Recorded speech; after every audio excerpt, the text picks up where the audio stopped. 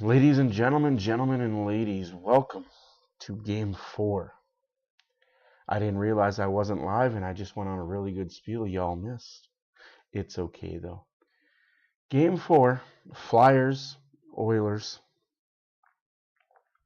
Philadelphia is 1-1. I'll say the spiel all over again. Gentlemen and ladies, welcome to Game 4. I didn't realize I wasn't live and I just went on a really good spiel y'all missed. So, spiel time again. It's 3 games in. Oilers got the dick end of the league on Sunday playing against Calgary Flames. 2 disallowed goals. One of them, I understood the offside was offside. Goalie interference, I disagree with it. But hey,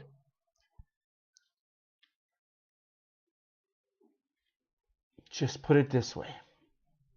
It's early in the season. Let the haters chirp like they're gonna do, because that's what they do. They hate. Let the haters hate.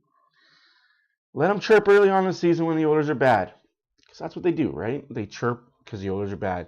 Because by game 20, 25, there's going to be no more chirping on the Oilers, no more hating on the Oilers. They're going to be where they're going to be in the standings, top 10. And teams like Calgary, Utah, Chicago, Philadelphia, and the like are all going to be back to the middle of the pack, bottom feeders like they are. So yes, I'm still a little pissed off about Sunday's game. But let me know your thoughts. Let me know your thoughts. What is it the Oilers can change? What can they do to help their situation out? To get it so that they are not getting beat anymore. Is it the defense? Is it the offense? What are your thoughts? What can the Oilers do to help out themselves? Defense, offense, goaltending, special teams. You let me know what your thoughts are, and I will let you know in the first intermission what I think it is. By the way, tonight's lineup is a little different. Draisaitl's with McDavid and Hyman. Podkolzin is with Hopkins and Arvidsson. Skinner's been dropped down to play with Henrique and Brown. Janmark, Ryan, and Perry. Defensive pairings are the same. Skinner gets the net. I'm okay with those pairings. I'm okay with it. Oh, out of town scoreboard, by the way, guys. Vancouver, after having such a hot start, not so hot anymore. They've lost 3 in a row. For all the Vancouver Canuck fans out there, I'm sorry.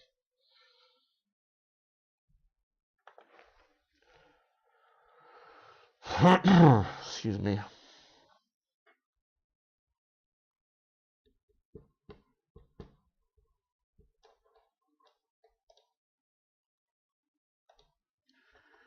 I'll be right back.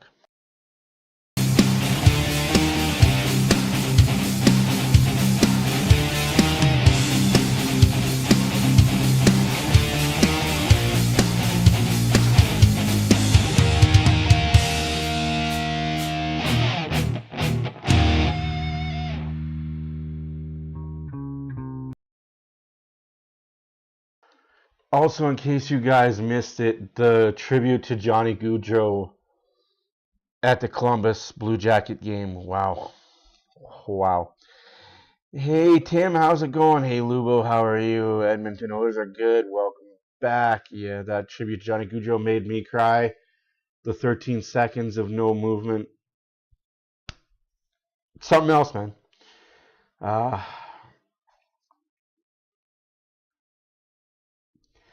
Sucks. It still gets me in my feelers every time I think of Johnny Gaudreau and he's not around.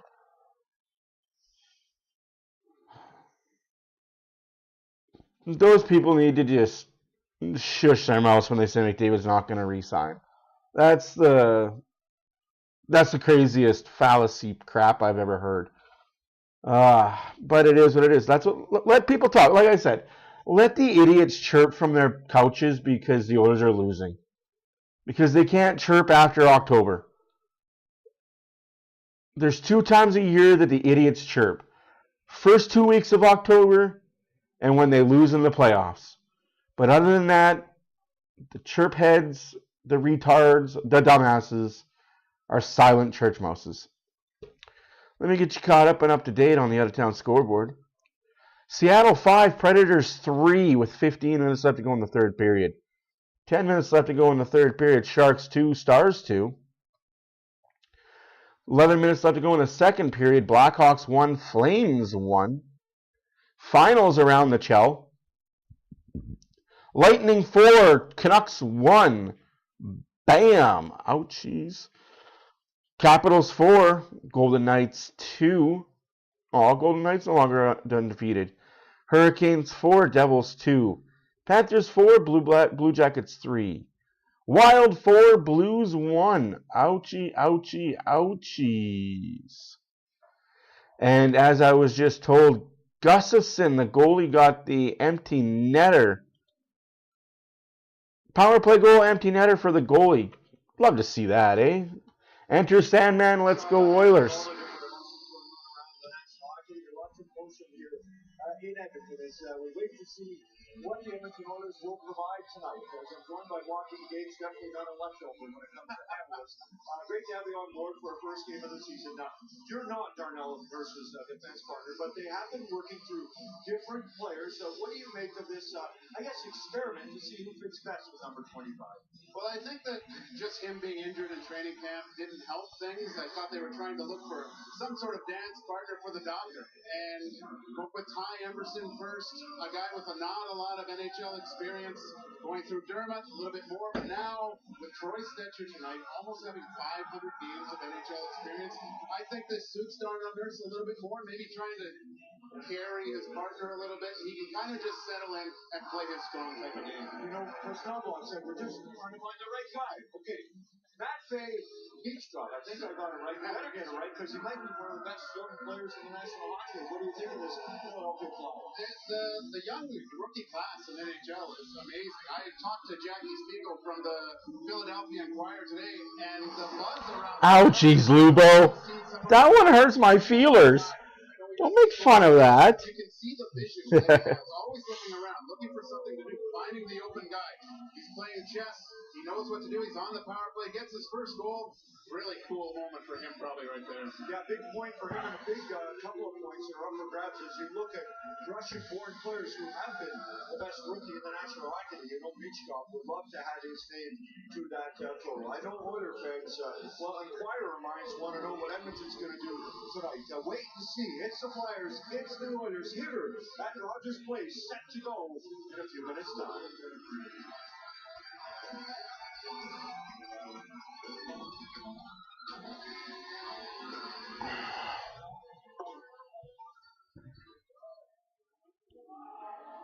And now, fans viewing at home across oil country and here in Rogers Place, we ask you to please stand if you're able, remove your hats, and join the singing voice of your Edmonton Oilers, Robert Clark, in the performance of the American and Canadian. Hi, friends.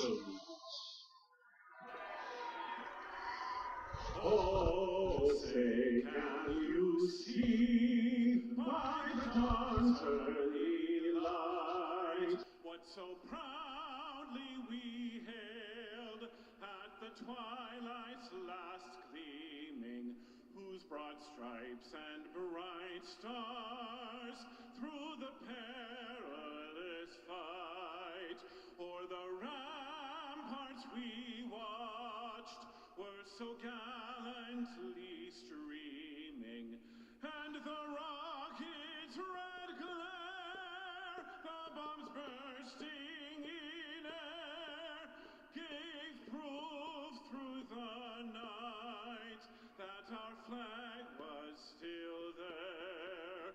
Oh, say does that star-spangled banner yet wave o'er the land of the free and the home of the brave?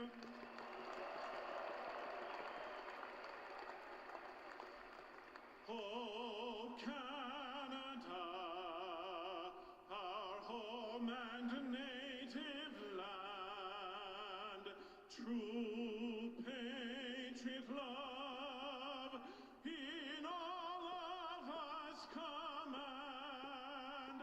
With glowing hearts we see thee rise, the true North strong and free.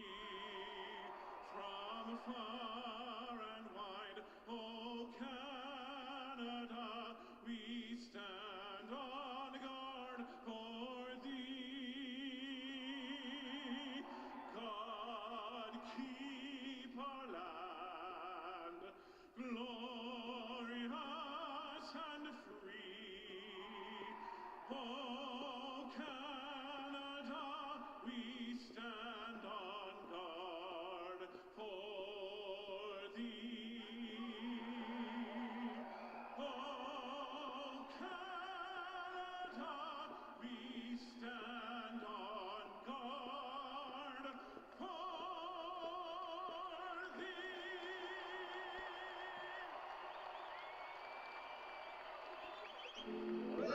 Time for some hockey.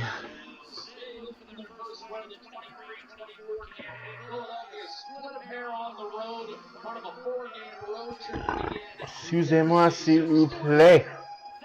Looking for his first win of the year. He's been very good against Philadelphia over the course of his career, 201, while playing with a save percentage of 95. And at the other end, it'll be Sam Pearson, who was razor sharp against Vancouver, 3-2 shootout win to open the year last Friday. He stopped 24-26 with extended duty last year when Carter Hart had to leave the Philadelphia Flyers. Pearson takes over. Connor McDavid detected at Start off hot. Don't let off the gas pedal. All gas, no brakes, all game. And the faceoff is won by the Oilers.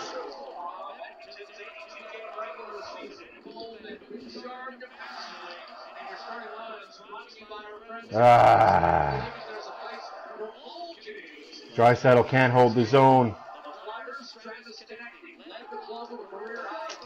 I gotta see better. That's just gotta be better for Draisaitl. Get it?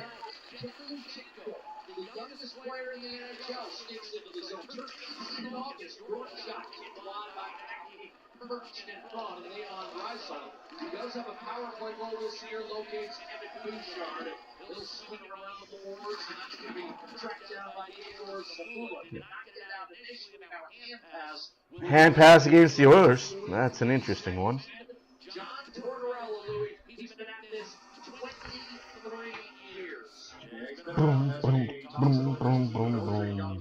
Boom, boom. He's going to have some work to do to get them to play the right way, but he loves their digging and effort. And you saw that Luchenko, the young centerman, up against Connor McDavid for the first shift, as you mentioned, started 18 August 21st, all over. But the confidence of Tortorella to say, listen, you've got some real good wingers on your flanks, go in there and do a job the best you can. That'll be the matchup that looks like this Ottawa is going to try and get to the top line. How was that not offside? That looked like it was at least 3 steps offside. Wow. Hey, Dan, how's it going? Shot, save, rebound. Arvidsson fighting the puck hard right now.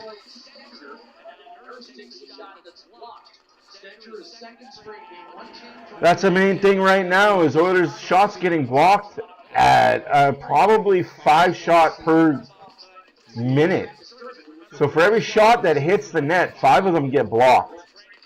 That's insane. Amberson shoots it, hits the side of the net. Here comes the Philadelphia Flyers.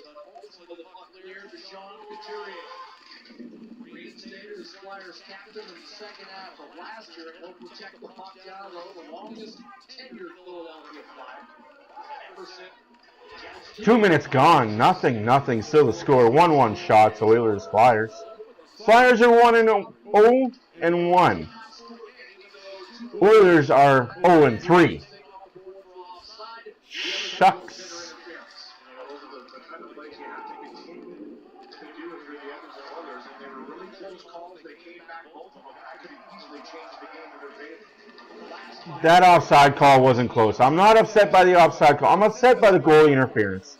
And like I said in the video, Calgary's third goal was also goal interference on Skinner.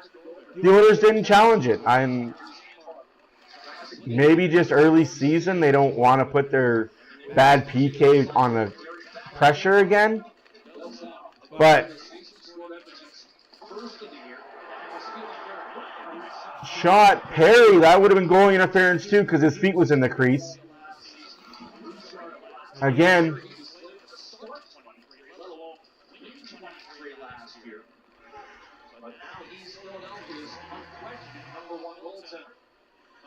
Agree there. Agree there. And then I heard a lot of chirps about how McDavid doesn't back check and he's lazy.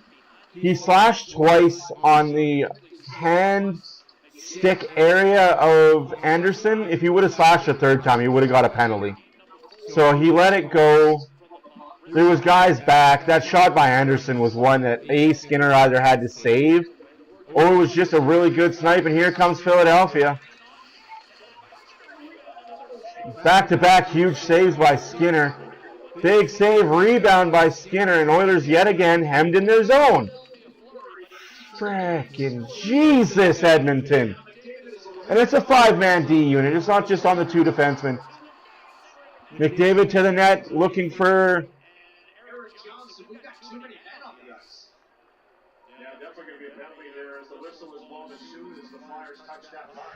Power play Edmonton, too many men on the ice for the Flyers. But honestly, McDavid needs to shoot that puck. Stop with the passy bullshit. You're not going to pass it in the net. Take a freaking shot. Let's go Oilers indeed, Kimo.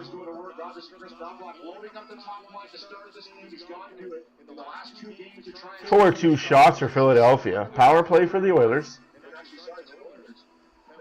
Sorry, it's an Oilers penalty. Apparently the Oilers had too many men on the ice. My bad.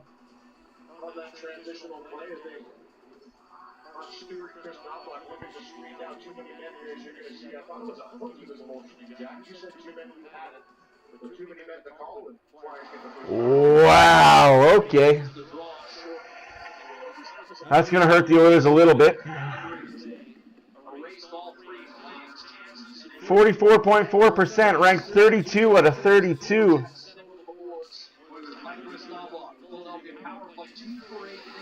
He's just got to shoot it whether he thinks he's going to score or not. Just shoot the puck. You're not going to score every shot you take, but you're definitely not going to score every shot you don't take.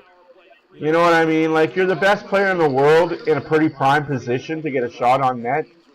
Shoot the puck.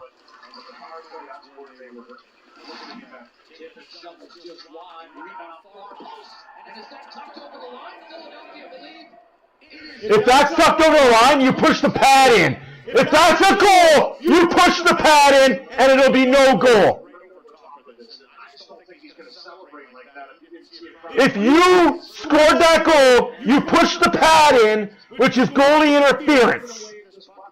You can't push the pad away from the post.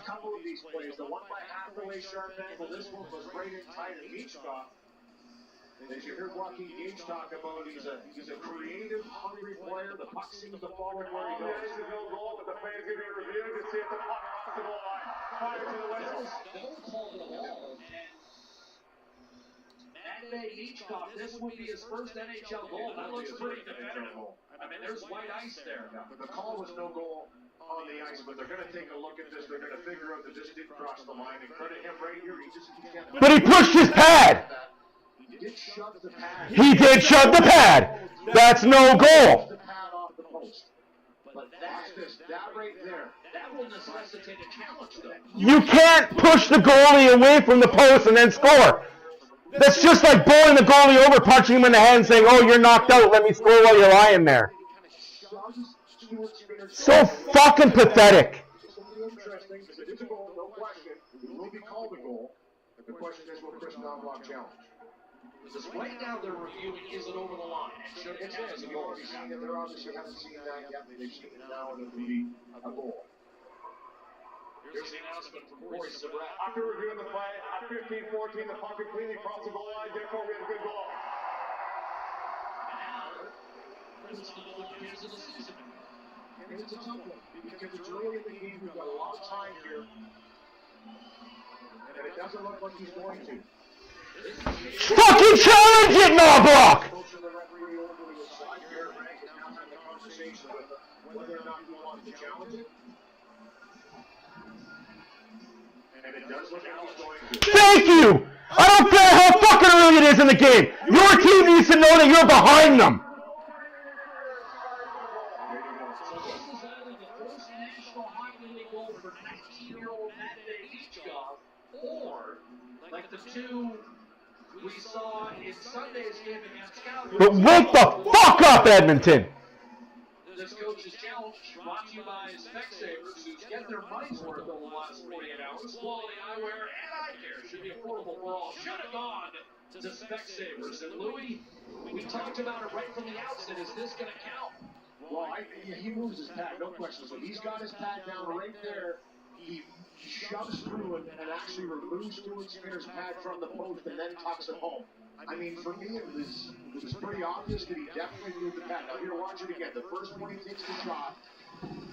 That's right there, establishing your position for Stuart Skinner. And then it's just the way he leans into the stick and almost shovels it past the post and then tucks it in. Something interesting. Well, and also the determination, Louis. Are you allowed one whack? And did it cross on the one whack? No, you're not allowed one whack at the fucking goalie. Am I allowed one punch at the goalie's head? If he doesn't move, it's okay? No! The goalie's allowed to play his fucking position as you set in precedent yesterday and Sunday. You've already set that precedent. You can't touch the fucking goalie when they're in the crease. Whether or not this first NHL goal will count, he had 19 and 47 games a year ago in the KHL. That's what Louis talking about, that second dig-in, dislodging the Skinner pad from its position, hugging the near goal. It's not like he's just touching puck here. He touches the pad right there. There's pushes the pad off the post. And that's, we've seen him come back for that before, no question about it. That's why I mentioned right away, is that he does make contact with the pad, he pushes it off the post. Like I said, if they count this and they didn't count the Corey Perry goal, what the fuck are we doing as a league? Period. I think it counts. I think it was the second top. And where he goes through the puck, this is what I don't like about it. The way he goes through the puck, it's not towards the net, it's towards the opposite post. Like he's pushing straight into the pad of Stuart Skinner, not straight into the net with the puck on the stick. He's going straight through and he's moving him off the post and then he jams it right into the net. So, I mean, my gut's to say this is coming back, but it's taking a long time here.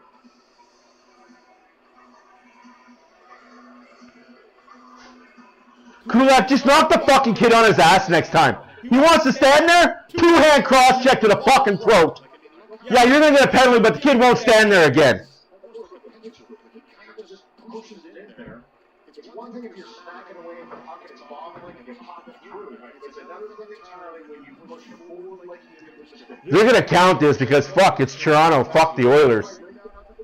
This is a very, very long review.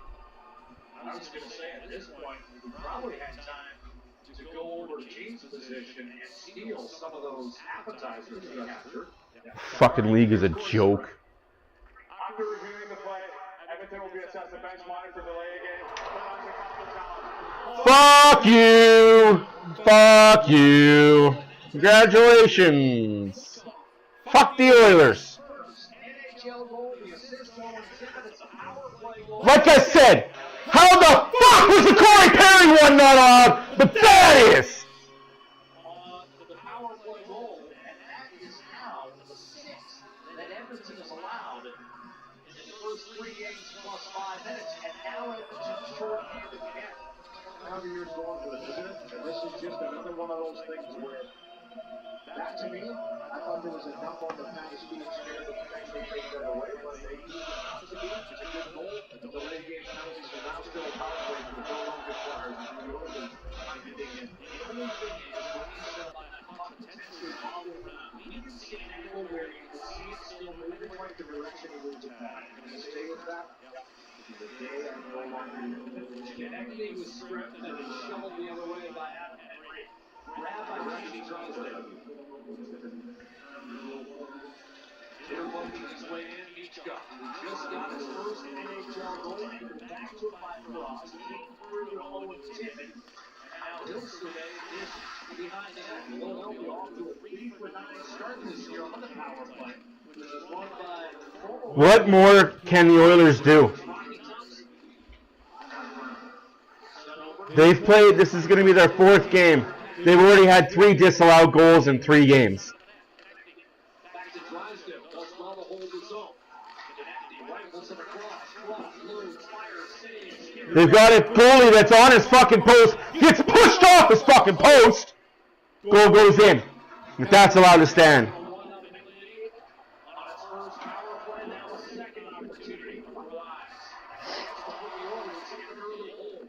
That's offside! What the fuck are you doing, linesman, you piece of shit? This period brought to you by James H. Brown Accident. No, exactly. The heavy hitters in injury law. Like I said, early season. Fuck the Oilers, early season. Every season it happens for the first 10 games of the season. We know the Oilers are perennial favorites. We know they're supposed to win these games. But let's see how big of a hole we can dig ourselves as Oiler fans and as Oiler players. Got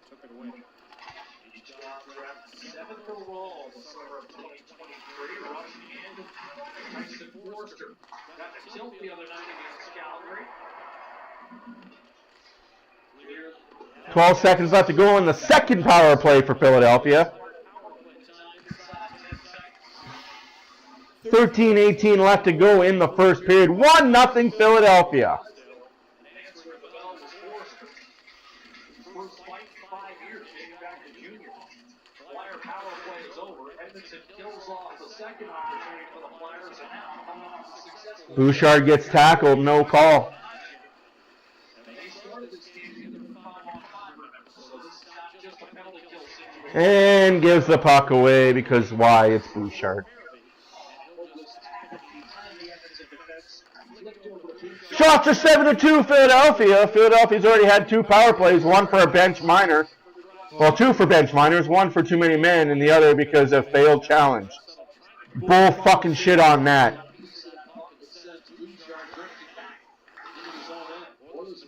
I believe the Oilers players should start sticking up for them fucking selves.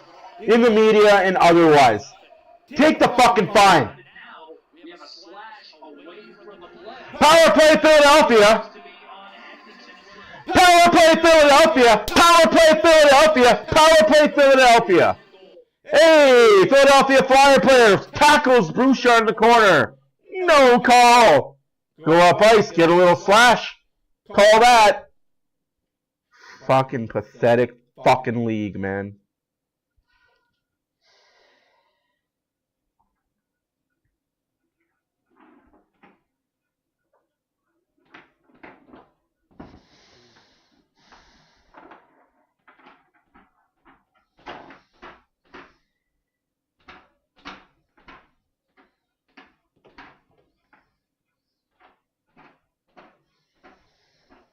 Just so fucking pathetic.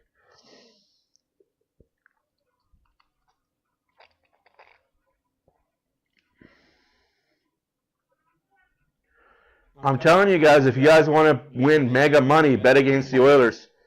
First 10 games of the season, bet against the Oilers. You'll win a shit ton of money.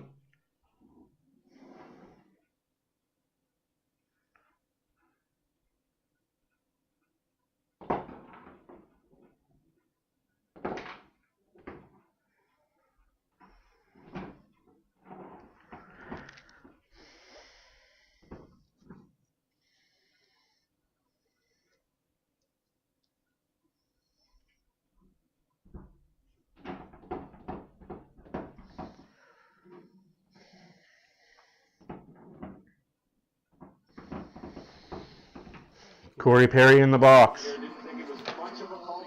the slice right here as he comes off the bench and makes him lock going to the bench. It just kind of gives him a little whack right there. I mean, it's not much. That's a fucking penalty in whose eyes?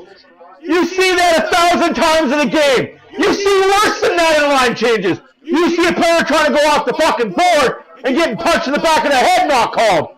Ref standing there, break it up, break it up, break it up. Puck's halfway down the fucking ice. But he's in the box. Well, the fact is, Edmonton's been shorthanded 3 times in this game as it even is. No way to live, especially when you're trying to break a 3-game slide over the year. Shot by Drysdale, locked. I'm not kidding you guys. Next game against Nashville, put a $500 bet against the Oilers to win. You'll win $1,500. Because they're always the heavy favorites to win games. Early on in the season, that's the time to bet against them. Back by Michka, who opened the game scoring with his first NHL goal. Tucked short side of Stuart Skinner, who now will follow up this one. About fucking time. Yeah, give another penalty there, ref. Get in there, protect your... Yeah, protect them. What the fuck is that? You're in my goal, you piece of shit. Yeah, it's real, Chemo. It's real. Like the little poke in front of the net, you know what? Clear your goaltender's crease every time. Those Yammer, they got pretty physical in that confrontation in front. I don't mind that at all. I like to see it in the offense. NBA ref got kicked out of the league for reffing in NBA games. They've been around the net. We've already seen halfway drive in there. Michkov score right beside the net. Play tougher in front of your own net. He was told you're allowed to bet. You're not allowed to bet in the league games that you are part of. Refs are allowed to bet on sports as long as it's not in league games they're part of. Hey, Trucker, how's it going?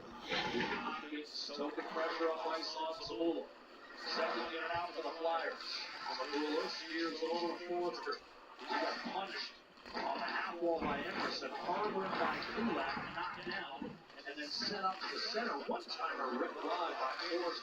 What a rookie year he had. One of the best 2 rookies in the game last year. Maybe the best. 50 seconds left to go on the third penalty against the Oilers. 1-0's the score for Philadelphia. 11 minutes left to go in the first period. Shots are 7-3 for Philadelphia. When do the Oilers get their first shot at the power play? Third period when it's already gone and dusted, blowed out?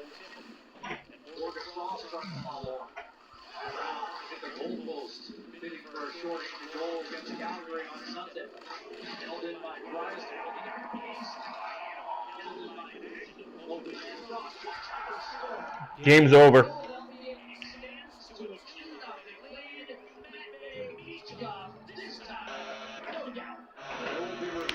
Game's over, folks. For the Edmonton Oilers from that angle. And the long skate back for Corey Perry, but Michkov gets this one away in a hurry. It looked like it was up for grabs this puck into possession of that home. He just can't go in. Aggressive forecheck.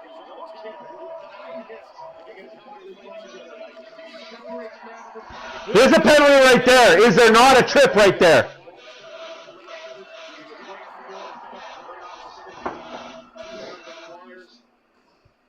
That says it all right there. 10 periods, the Blues have given up 6 power play goals. They get 7 power play goals, excuse me, 12 opportunities. 7 of 12. In less than 10 periods. That's what you like to hear. That puck might be on Russell twice there. He just wasn't engaged in getting to the puck first. This looks like icing against Edmonton. Russell speed against Cam York. So you can do like the Oilers go to work in the offensive zone. Back to 5-on-5. So that time we couldn't keep the cycle going. Bobby Brink lost to the clear. And now you've got a chip in by Ryan Kaling, and he put it out of play from beyond center. So the faceoff will come back to the Duke. What do you want from them, Chemo? They can't do anything. They're not allowed to hit anybody. It's a fucking penalty. Not allowed to put your stick on anybody. It's a fucking penalty. What do you want the Oilers to do? Every time they look at somebody the wrong way, sideways, A ref is looking for a call.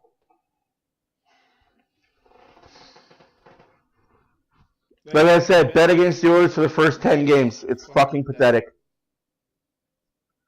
The league knows it too. Like, that's the worst part about it.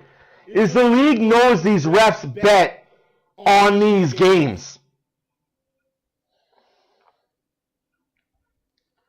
They know the players bet on them.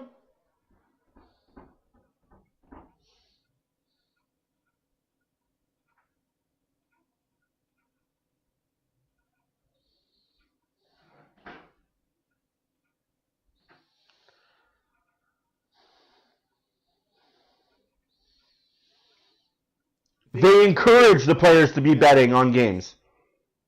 Why else do you think that Play Alberta is on the Edmonton Oilers helmet?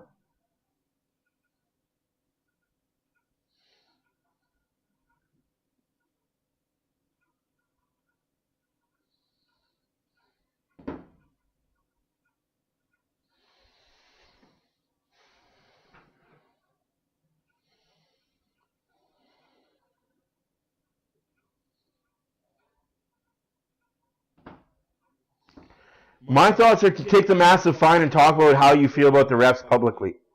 Criticize every fucking ref and every fucking league official. It's time that the Oilers players don't care and start taking that fine. Set a GoFundMe page. Every time you make a fine, put up a private GoFundMe page. A fine for every time.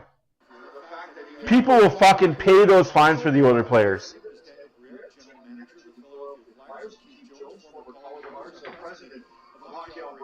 You know you're big when the president and the GM are carrying your equipment at the airport, but it appears Louis and Jack, the Flyers expect his kid to carry them for many more years to come. Guess it's pretty easy to carry somebody when you push a pad across.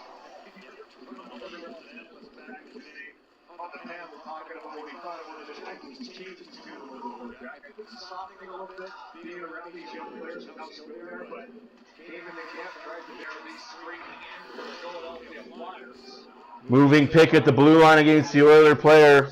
No call there.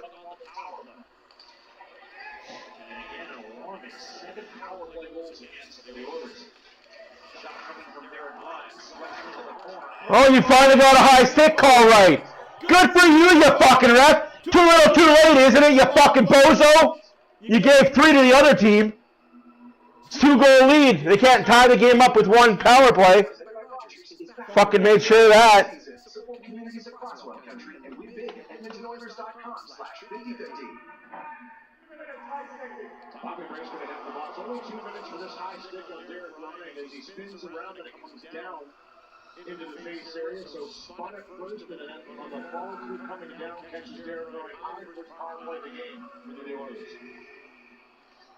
Drysdale on the face off. He's got McDavid doing an offense. Hyman and Bouchard with him. The Oilers power play thus far this season 1 for 5. 1 power play goal belongs to Leon Drysdale. 21 a year ago after having earned 2 2023. Busting his way in the hands up. Protecting his going halfway against Newton Office. Taylor. As Lou mentioned, the Flyers were dangerous last year. 16 shorthanded goals to lead the league. And the individual leader last season was 6. Here's McDavid. He's got 10 over the last 2+ seasons. Scored both shorthanded and on the power play. Saturday loss to the Flames. Bouchard and McDavid.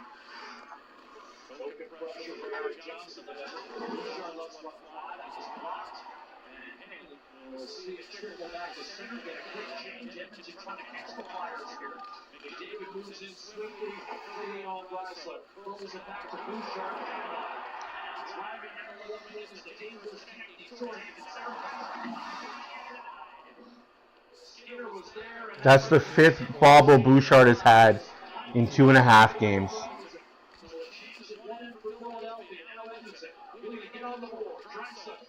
To McDavid, around one, hit the net, a backhander, deflected out, over Drysdale, and then cleared by Travis Sanheim, with 25 seconds to go on the man advantage, to the top unit will change for Edmonton.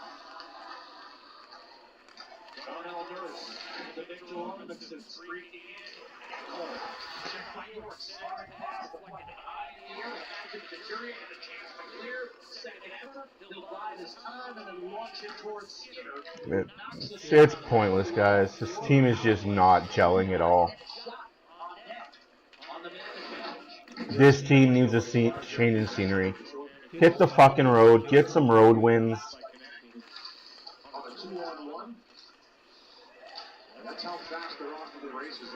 So fucking stupid.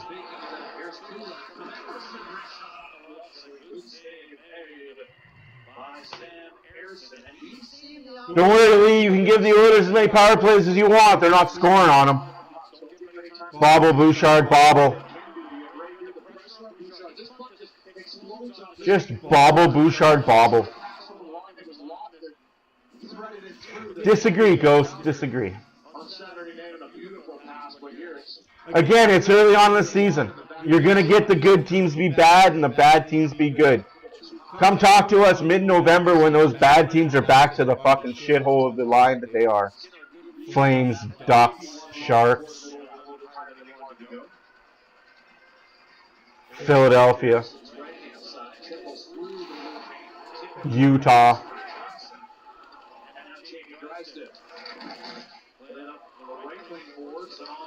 Colorado's 0-3 too, guys. And they're getting mollywopped in games. So nobody's talking about them, though. Nobody's talking about how bad Colorado is. No, it's not next year. It's next game, next month. I don't know what you're talking about, dude. Do you honestly think this is the Oilers? They're not going to make the playoffs this year? Fuck. I will bet my mortgage payment that they make the playoffs this year.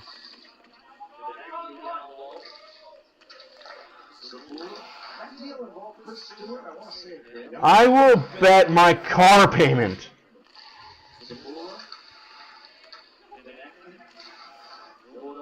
that the Oilers will win two of the next 3 games they play. This game's not over yet.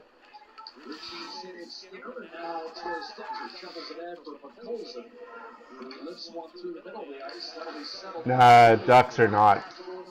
They're not a year away. The Ducks are still 4 years away. They got to get rid of Zegras. He's a one-trick pony. If they can get rid of Zegras, they'll be better. Good. Like I said, it's early on in the year. The bad teams are always on hot streaks. I'm telling you the truth, man. You'll see come December, those Ducks, Flames, Utahs, those teams are going to be bottom barrel teams where they belong, and it's just going to be, wow, the Oilers are back where they belong, top of the standings. Yeah. Colorado, back where they belong, top of the standings.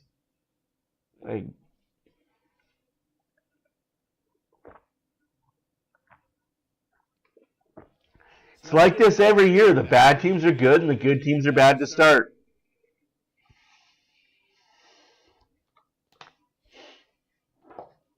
I don't know why it's that way, but it's like that way for every league.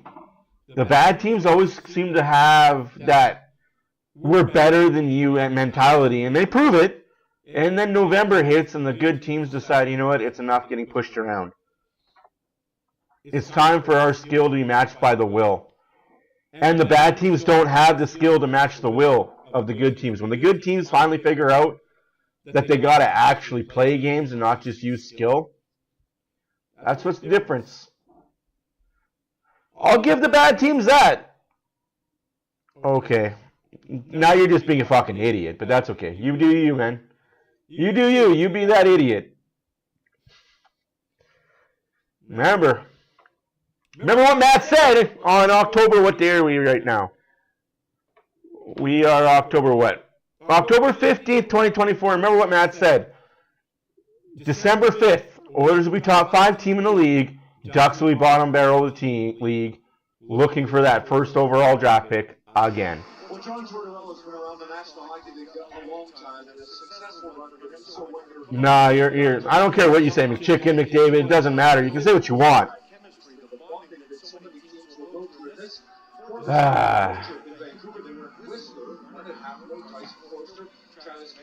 Just saying, bud.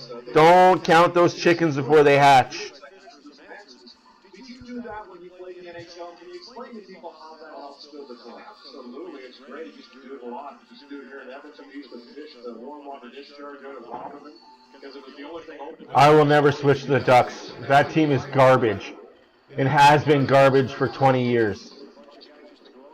They had one good year, one good cup run. Other than that, they've been terrible. And I love Corey Perry, and I love Getzlaf.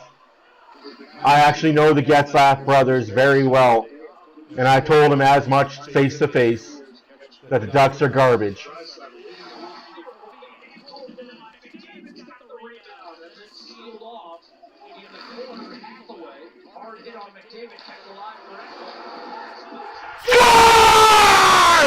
Yeah, buddy! Oh, goalie interference, no goal! Goalie interference!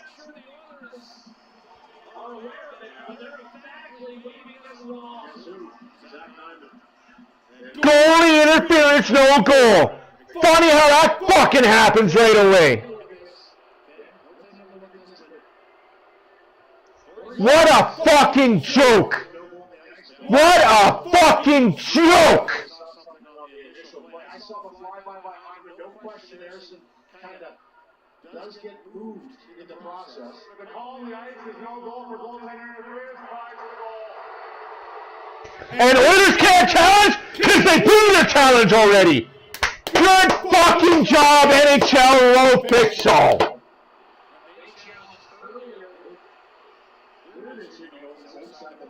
Outside the blue paint. What are we doing, ref? What are we doing? Oilers can't challenge. They used it. Now it's the line.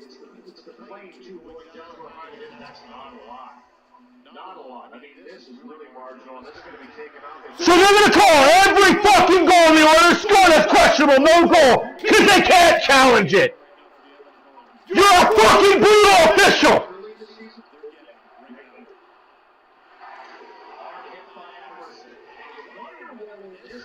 Ghost, you need to shut the fuck up, because you're a fucking useless Duck fan. You don't know what a good team fucking is. Fucking troll bender. What a fucking joke. Now that's a high stick? What are you fucking watching, you stupid doof? Score a deal your favorite pizza with Pizza 73's Everyday Deal. Pizza 73, the official pizza of game night and the Edmonton Oilers. You're such a fucking joke of a league. The fucking WNBA Finals has better viewing in the United States than the NHL. It's kind of sad when a WNBA Final that can't even fill a fucking arena has better viewership than week 1 of an NHL season. You stupid fucking league. Gary Bettman, you old fucking hack.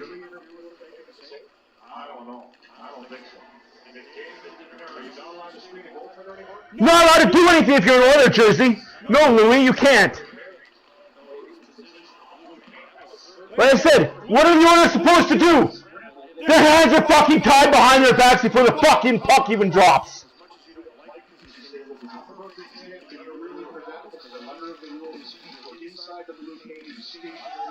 You're a fucking joke. This one here, I think Harrison was set. He was set. Did he really bump into him? Like, I gotta tell you. Let it go to the challenge. Oilers get a penalty for hitting. Can't hit anybody either. Hyman going to the box for hitting. Way to go! Refs are good! Way to go! Refs are good! NHL officials at their fucking finest.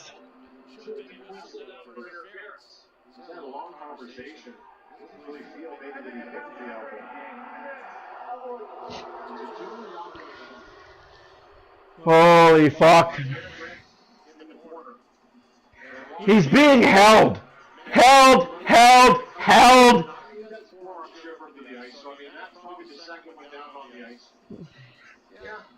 I mean, he was tied up, no question about it. So call the fucking hold! No, can't do that because that would put Philadelphia on a penalty. We already gave the Oilers 1 power play. Can't give them 2. Fucking joke. Yeah, it wasn't for the top rope, but it was a pretty good swing. Arizona tip and around that goal to the net. He's able to make the save. No rebound issue. Skinner's nice stop of the night. This reffing crew's the fucking joke. And I hope they get an earful during the intermission about how bad they fucking are. I don't know. I think Harrison's kind of set himself up as a spot. He's not extending any further out. There's obviously a little bit of contact there, but it's right on the line for me. His feet are outside, his butt was a little bit inside. That one goes to review if you think it was a no-go for me. That was really close. It's not like he knocked him off his feet. He didn't spin around. He just put his hands up in the air afterwards. You're a fucking idiot. Everybody watches the Oilers fucking hockey. They've got the highest fucking viewership in the last decade for American teams, you stupid fucking Goomba. If you want a troll, be a troll. But if you're gonna be a fucking idiot and throw out stupid, meaningless fucking stats, go fucking diddle yourself. Sure, Pete Diddy finds you attractive. You fucking baby.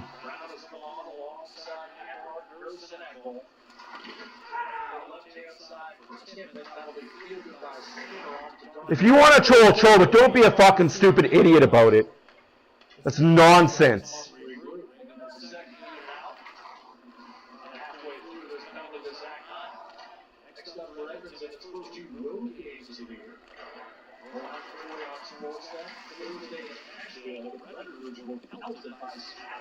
Fuck. Yeah, because my team has a rapist on it, right? Carter Hart.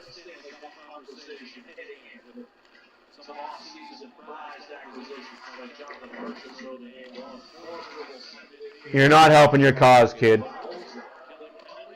I don't need to do anything. People in this chat will go after you, and they're a lot meaner than I am.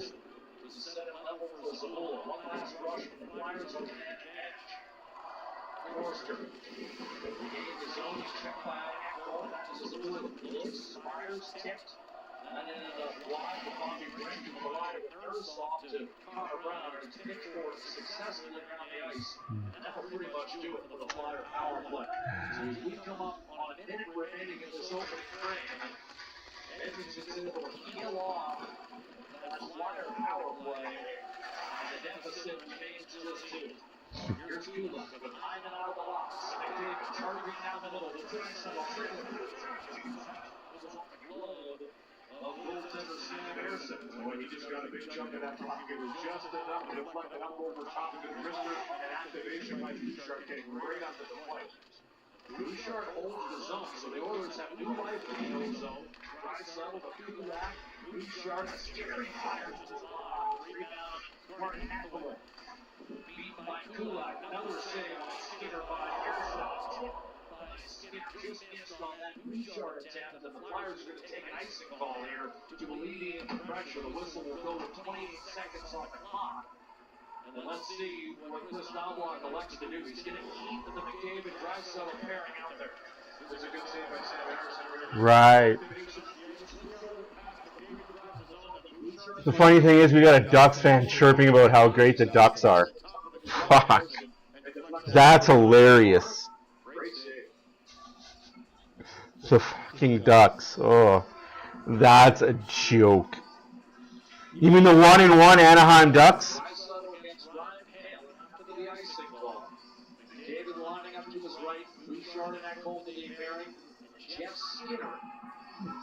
You mean that team, the 1-1 Anaheim Ducks? It's funny how the Oilers win this game and they're right back up in the thick of the Pacific Division. Wow.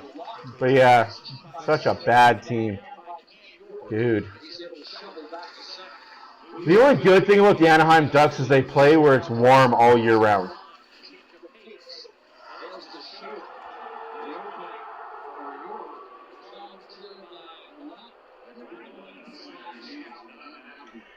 Stick gets slashed and broken. No call on the play. We're blind. We're deaf. We're NHL refs. What a fucking joke.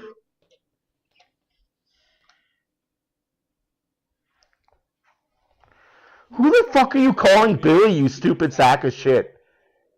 Like, good God, you are such a fucking hick from California. Go smoke some more smog, you fucking retard. Fucking dumbass.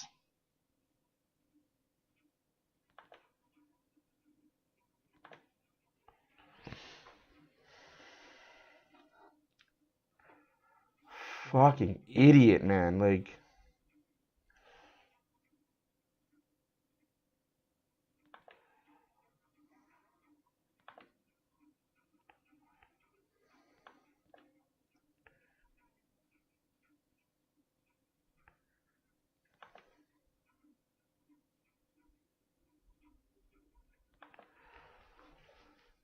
fucking stupidness, man.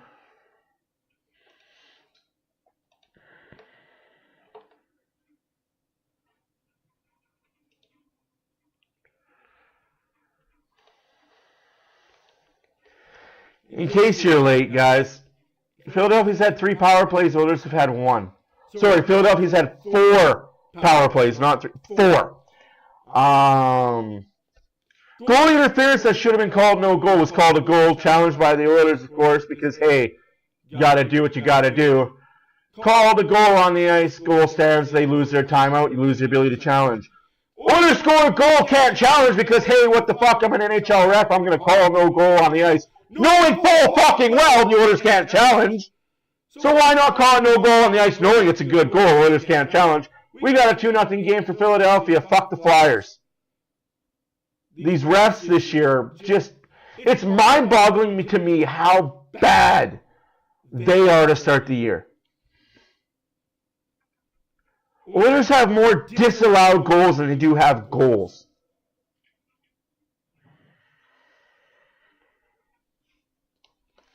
I can't fathom how hard the dicking is for this team right now. It's mind-boggling how bad the league is for this team right now. What are they so scared of? Are they scared that the Oilers actually have a good start? And yes, a lot of this is on the Oilers not being able to finish, not being able to play defense, and not being able to kill penalties. I'm not saying a lot of it is on the refs. Most of it is on the Oilers themselves and the attitude that is Edmonton right now.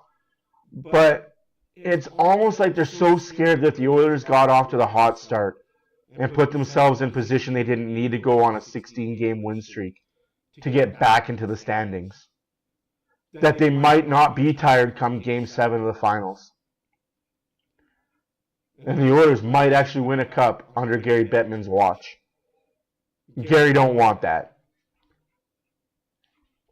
Because then you have to explain to all your shareholders at NBC and Fox and ESPN why there's a Canadian finals winner and they're not getting the money revenue. And you got to explain to your players with escrow why their escrow is down by 35% because a Canadian team won the cup. You got to explain to the shareholders why they're out 25% money-wise because a Canadian team won a cup.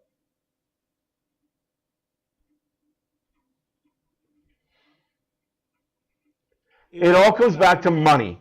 And it all comes back to Gary Bettman losing money if a Canadian team wins a cup. It's sad when one of the best Canadian players of all time says if Canadian teams make the cup finals. No, I'm not talking about you, man. Not talking about you. We had a guy here from California chirping about how great the Ducks are and how the Oilers suck and they're not going to go anywhere and McDavid can't score. And he was just being an idiot. He said a lot of idiot things that I let slide, but the last one I was like, yeah, fuck that shit. No, you're not. No, you're cool, dude. It was a Duck fan that thought he'd be funny. Some ghost guy, dude.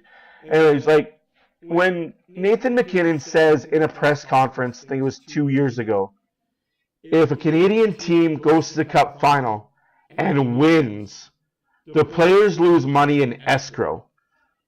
Now, what is escrow? That is the money that's given to the players at the end of the year based on revenue that the NHL has.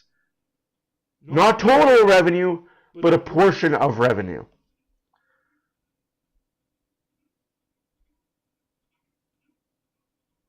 It sucks that because of the lockout, and a lot of the salary comes down to player revenue and player escrow as well. They made a deal with the NHL at the lockout.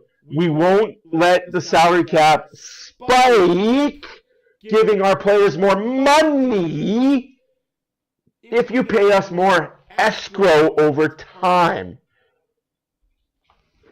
So, 2 American teams in the final gives you 100% escrow. 1 Canadian team in the final gives you 50% escrow. Canadian team wins that final, you get 25% escrow, meaning the league takes 75% of that money and you get diddly squat from it as a player's perspective. Now, 2 Canadian teams in the final, American gets nothing because that is all on the Canadian broadcast. And the Canadian broadcast numbers do not go to NHL revenue. So yes, you could have $5.5 million, 5.5 million people in Canada watching the Stanley Cup final game after game after game. But if there's only 100,000 American home viewers watching in the States, the NHL is only getting paid for that 100,000 views in the States. That's why they said the viewership in the NHL for the first week was lower than the WNBA finals. Because they didn't count the Canadian viewership. Canadian viewership was up. Didn't count. It's American viewership, American money, American everything. And that's why I hate the NHL as a business, and that's why I hate Gary Bettman as a person. It has nothing to do with the love of sport and the love of your team anymore. It's come down to my money, I'm going to invest it in this, I'm going to let you gamble it.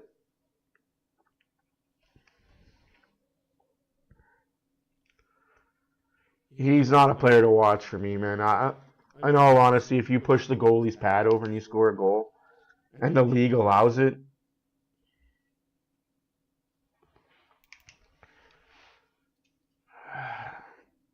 it is so infuriating being a fan of a Canadian team. Knowing as much as I know about the ins and outs of NHL business and just business in general. It sucks. Because it does take the fandom away from it, knowing that the money is such a big deal. That's why, as much as I hate to say it, there will never be another Canadian team in the NHL as long as A, Gary Bettman is in the NHL, B, Pierre Trudeau.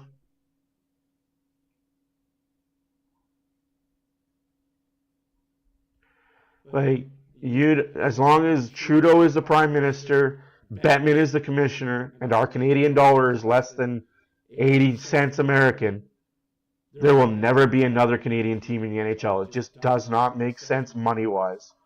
Fan base-wise, fan passion-wise, absolutely. But the NHL doesn't care about the Canadian fan base, and the NHL doesn't care about the Canadian money. That is why you're going to see a team in Atlanta. Yeah, dude, I am glad I live in an Alberta city where I cheer for an Alberta team and everybody gets it. It'd be tough for me to live in California or Arizona or pick a state and cheer for the Oilers and have everybody ask me why. Because the Oilers are a great team with great players. And it sucks watching these team with great players shit the bed at the beginning of the year like they seem to always do.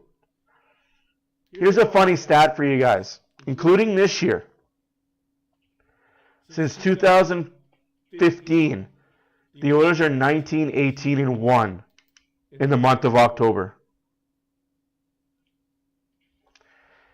You're right, Renegade. You're absolutely right about that. And that's what runs the NHL, is corporate America.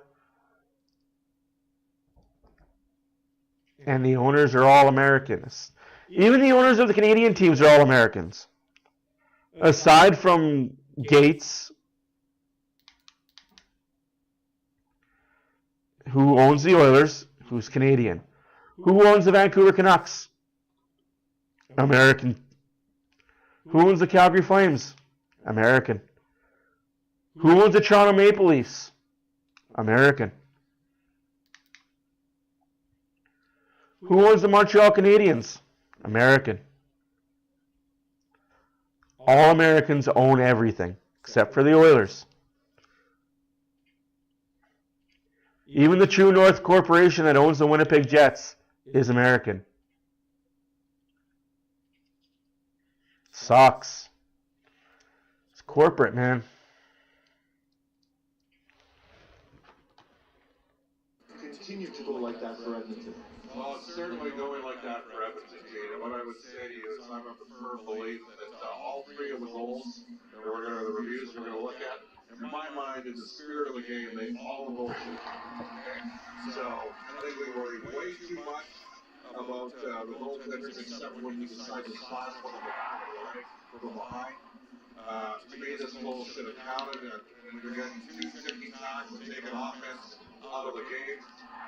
And again, I reinforce the National Hockey League. And I know that the league's got a lot of supporters in the media and everything, but the NHL's got to be the only major. No, Jeff Molson doesn't own the Canadians. You know what?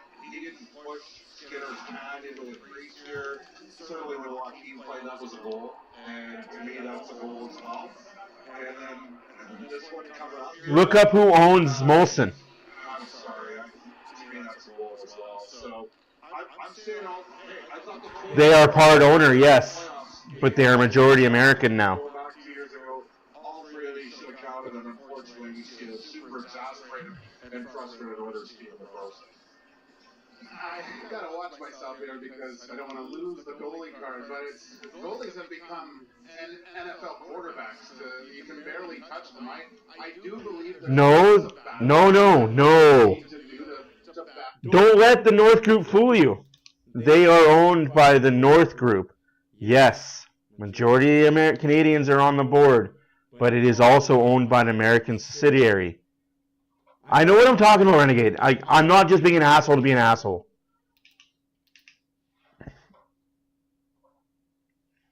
There's a lot of Canadians on the board at Molson, and there's a lot of Canadians on the board at the North Group. Both started in Canada, but have recently sold to American companies. Why? Because the American dollar is worth more, and you can do better business.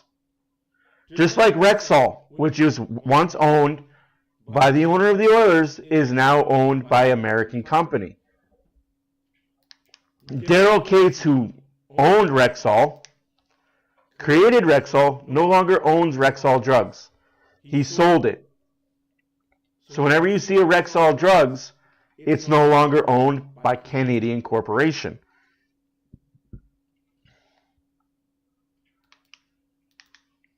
It sucks. A lot of the Canadian goods and services that we have here in Canada are not owned by Canadians anymore. Because it's cheaper and they get way more money by Americans to sell to them.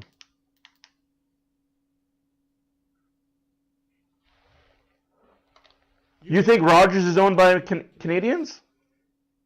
You think Bell is owned by Canadians? Well, they got to push. They got to get it on the forecheck. They got to force Philadelphia's team. They got a couple smaller defensemen. They got to take it. You'll be very shocked to know the truth. Or maybe you'll get a call or a hook or something like that. Okay, so lots went on in that first period today, so we wait to see what happens in period number 2 as we see Philadelphia is the team. Global, part of the Chorus Entertainment Company, no longer owned by Canadians. They have a subsidiary in the States that owns and operates them.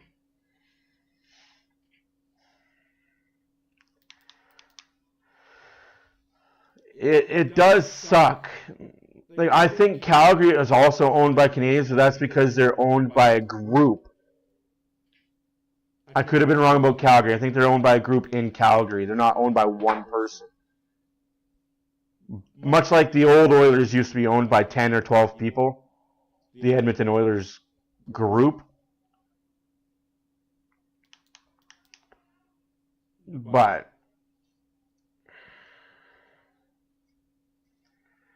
we can't say it's Canada's game anymore.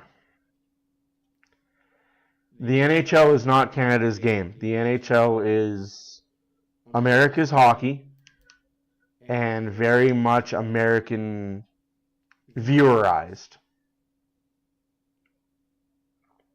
Which is fine. They are a bigger country. They have way more people.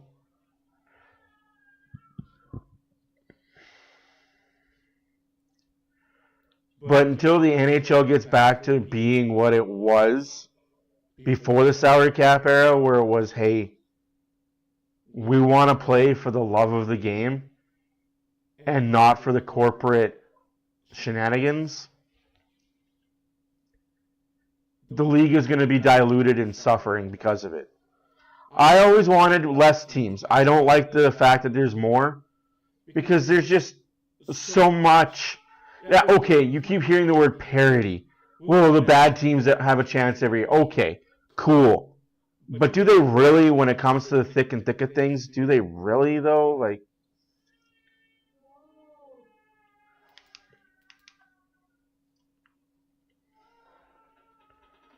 I'd be okay with a 25-26 team league where you can have 3 or 4, 5 or 6 really good teams.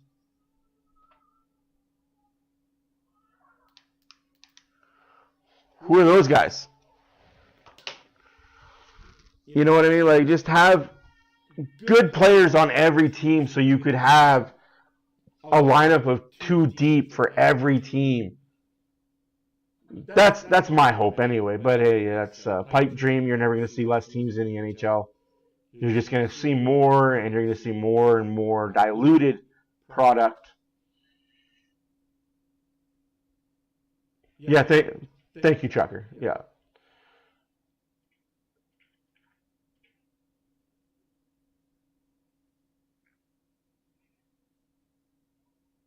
Sometimes less is more, guys. When it comes to the NHL, for me, sometimes less is more. But hey, the second period is underway. Because, hey, Oilers down 2 zippos. Philadelphia's had 4 power plays. Oilers have had 1. Philadelphia scored on 2 of their power plays. Oilers haven't scored on their 1. Oilers scored a goal that was disallowed because the ref said no goal, although knowing the Oilers couldn't challenge it, of course, I'm not going to let them have that freebie. Why would I do that? I missed the out-of-town scoreboard on you guys. My bad. I'll make up for that right quick here. Canucks 1, Lightning 4, make it a final. Flames 2, Blackhawks 1, 6.5 minutes left to go in the third period. Capitals 4, Golden Knights 2, make that a final. Hurricanes 4, Devils 2, Panthers 4, Blue Jackets 3, Wild 4, Blues 1, Kraken 7, Predators 3, Stars 3, Sharks 2 in a shootout. Trail this game 2-0, a couple of power play goals by Matvey Dichkov. Connor McDavid, Leon Draisaitl have some work to do. They're close down 2-0. Only twice in franchise history has this team started 0-4. Once with McDavid and Draisaitl on at the beginning of the 15-16 game. And then 20 years earlier, my broadcast partner called it an 0-4 start that included a 7-1 loss to the Philadelphia Flyers. What were you doing? Probably the best one. I had nothing to do with it. Connecting up the left-hand side. Forsberg goes away. Hey, that season started to turn the worm a little bit. Next year we're in the playoffs. That was the seed. Drysdale sifting his way into the offense. That would have been goalie interference because the goalie got pushed over. Darnell Nurse shoots in. The Flyers certainly felt it should have been called. Sanheim directs the already. And probably you're hearing an episode of the Twilights out there in the first period. But you know what? It was really close. These games are tough to watch and tough to comment on because it just feels like they're out of it already. This one gets shot right there. Look at this. Yeah. Oh, yeah. Pretty darn close. Well, it wasn't close. He was certainly still on the ice. So, hey. 12-7 of shots for Philadelphia. The difference is, I think the Flowers was only 30 minutes. It felt like I was watching the movie Gandhi. Off the draw, Nurse. Sent it off the boards. That was tapped at the corner.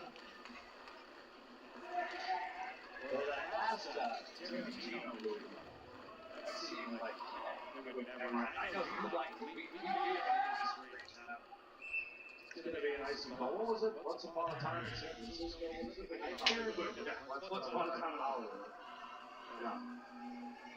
Good 3 hours and 40 minutes. I won't get that anytime soon. Face off. And you know, here for the Oilers after that first period, I'm sure they felt that way sitting on that bench, watching everything that was going on. A couple goals go by, challenges not going their way.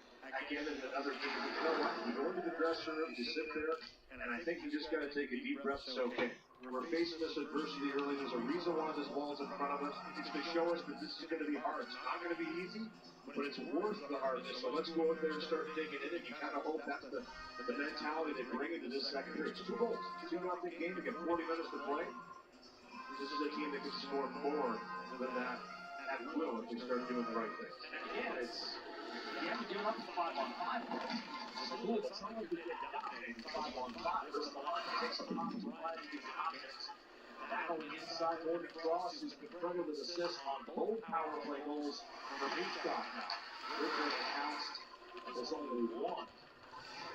So Michkov at the age of 19 is first 2 goals in the National Hockey League escapes Philadelphia this game. Anderson with a hard check at center, a hand pass coming. And a minute and 48 gone in the second period. It remains 2-0. This period, brought to you by Yellow Cab. Since 1945, guided by tradition, powered by technology. New York. New York has 3. Florida has 2. Emerson has to play this puck first, then he gets the hands up and just kind of gives him almost a... Pennsylvania has 2. I'll do you one better. How far is it from Pittsburgh to Washington? Washington to New York, New York to New Jersey. All 3 are shorter distance than it is from Edmonton to Vancouver.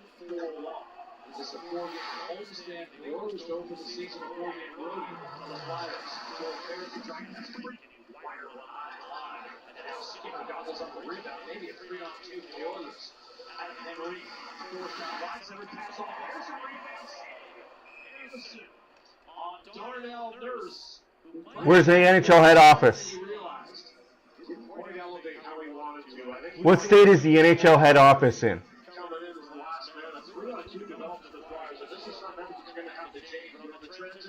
That would have been offside anyway. He has a pretty good look on this attempted pass into the middle by Henry. Pops right off Anderson.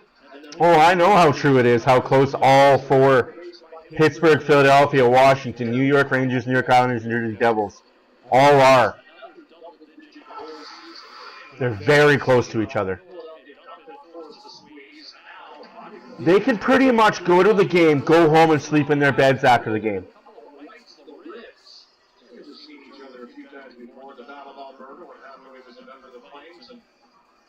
He's a guy just kind of in your side. A few body blows there, the solar plexus. So as they continue to jaw, Darnell Nurse, pretty good look here, Lou. Yeah, and then you mentioned he had a little more time, but he also had a little more space up high. He just doesn't quite get the shot away he wants to. You can see this kind of comes off the stick a little bit low. Maybe he was going 5. It is in New York. I think he was trying to actually. It's actually right across the street from Madison Square Garden. But they're creating. NHL headquarters is downtown New York, Manhattan. Soft left side of Skinner, and it will be Gary Bettman's from New York. Luchenko once again moved out of the circle, replaced by Konechny. It is nuts, isn't it, Lubo? 2.5 gone by, second period. We're just going through the motions here, folks. Oilers win the face-off. And then they won the Stanley Cup, and that was the Pittsburgh Penguins in 2016. Sam up the left-hand side. I'm not talking about Puck win the cup. I just want to see this team make the playoffs. Make the fucking playoffs. I just want to see them win a game. How about that? Let's have the Oilers win a... Oh, you called another one. Oh, no. Oh, no. That's not good. Why? Oilers can't score. They can't even get any shots on. Youngster heading over there, yeah. They go down, get out of 78. Give him I think it's going to be down 4. Skinner just gets to the battle with Corbin Berry. I guess he came up and caught him in that slide line. Just a little loose with the stick is probably what Tortorella was looking at. Be a little more in control of that stick for the second power play for the Oilers. Myers last year middle of the pack in terms of the penalty killing ratio. And again, it's the short-handed goals. There is a location for Bouchard. Myers, rebound, SZN. Still swinging out to Nugent Hopkins. I want to see more from the Oilers' top three. Hopkins shoots the puck, misses by 10 feet.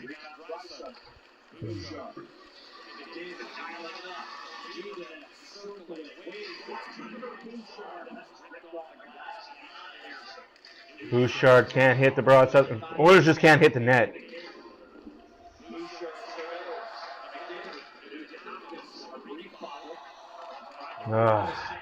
Forced it back to McDavid. Doesn't let him fly. Draisaitl coming out of the roof. Hopkins. Draisaitl. Bouchard. This time fires. That was deflected. McDavid. Getting there. SZN. Hard rim off glass. And that'll chase the Edmonton Oilers back into their own. God, it's the same thing. They're looking to find Bouchard for that big one-timer he possesses. Same thing. Oilers looking for the same thing they did last year. Other teams have caught on to it. They know exactly what you're doing. Get one, guys. Just get one. Shots are 13-10 for Philadelphia. 2-0's the score for Philadelphia on 2 power play goals in the first period. 2 for 4. They are. Oilers are about to be 0 for 2. 15 minutes left to go in the second period.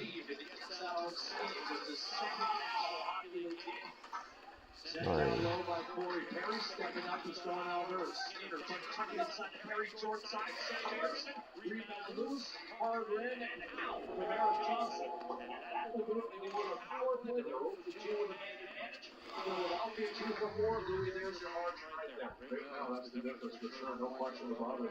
Couple of chances for him on that power play. That was the play they were looking for. Kelly's done but a fire. One of the best teams last year in the bench. You did that. This looks like icing against Matthias Ekholm and Zamula back. Well, you know, the one thing they want to take away, too, is the Bouchard blast. And Hathaway, if you watch him, he kind of just hangs around in the area right there. He denies his shot just by being in the right position. Once Bouchard does tee it up, he's in that lane to make the block. A good thing to do by Edmonton, and then when they do get the chance here in the first one, that was a great shot block. Almost knocked him off his skate on the first one. The second one, he just gets enough of the piece to put it into the corner. So, good penalty killing and being in a position.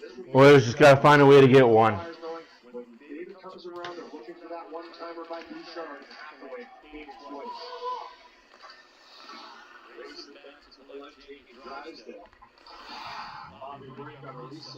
By the way, 13-10 are your shots for the Philadelphia Flyers. 2-0 is the score for the Philadelphia Flyers. 14-19 left to go in the second period.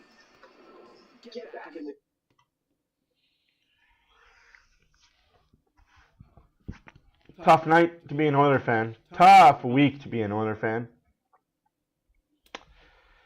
Good thing they're on the road on Thursday. They're in Nashville, who's also winless.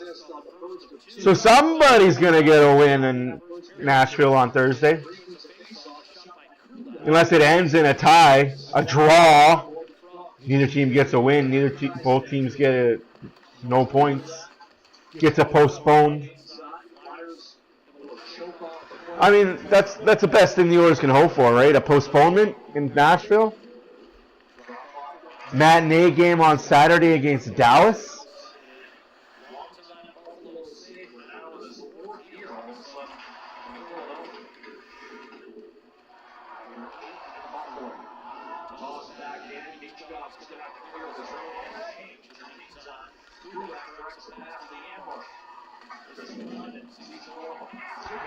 Is that goalie interference too, ref? Is that goalie interference too?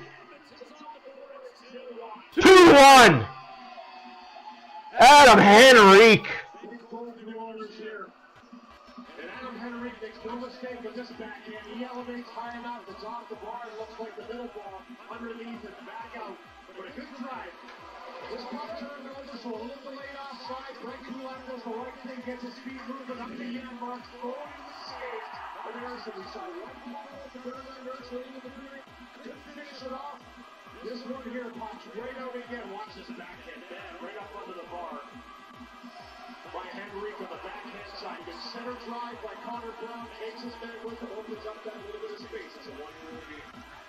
Henrique coming off a career-high 51 point campaign. He did 24 goals a year ago. That's his first one. And Kulak at 6:26. The Oilers on the board. And the only 5-on-5 goal this hockey game. He said it though, Lou. Anwar throws it into a trouble spot for Harrison. And basically uses him as a backboard. Hard to control. You're seeing that so often now, especially when you have this other drive like that. Chuck it into the mix. You might get a piece of it on a redirection. It might go off of the skate. You might not handle it. 12:55 left to go in the second period. 2-1 Philadelphia. Opposing goaltenders are inclined to think, well, they might be looking for a better option on the centering backs, but no. They did. Catch it a little off guard. Checked up the right hand side. All of a sudden, the Oilers have the Flyers standing in. Drysdale to Emberson. Doesn't pick it up across to Kulak.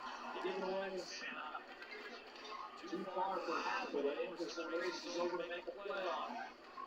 Oilers have cut their deficit in half. Kulak to Drysdale. Punch forward. Hailing back to gather for Philadelphia. Turns it over to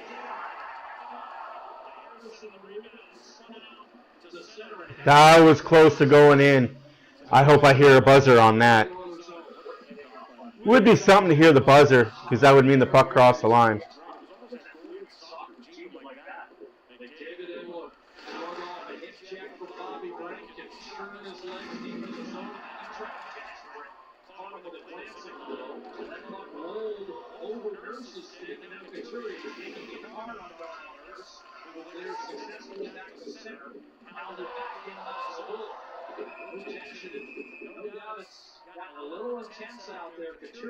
Let's go Oilers.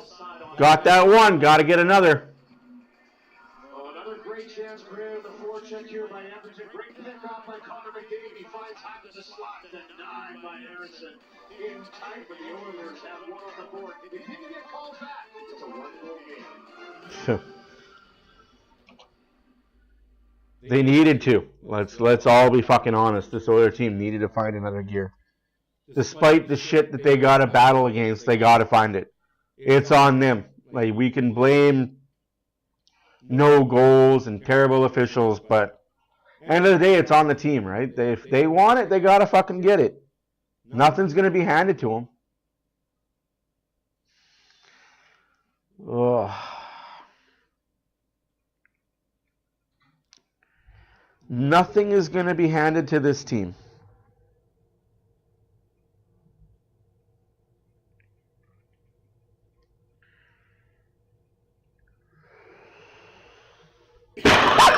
Excuse me.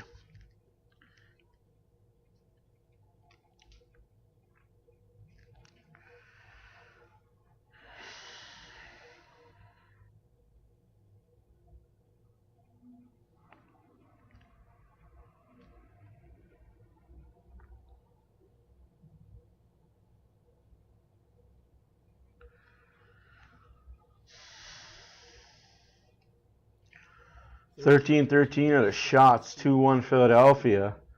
Oilers are +1 on the night for 5-on-5 goals. I mean, that's something to talk about. That's something to brag about. 5-on-5, they've been a better team. Fucking 4 on the floor. Yeah. Checking out his hand on the bench here. After this shift here, has a little collision right here with Bobby Brick coming up the ice. And then a little collision with Derby with the straight arm, and then finishes a hard check here on Brick again. He kind of goes awkwardly into the boards, gets up. It takes a little bit of a look down. And 4 on the floor, and if you got a little more, give her more. 4-wheel low. If you guys know about 4-wheel low.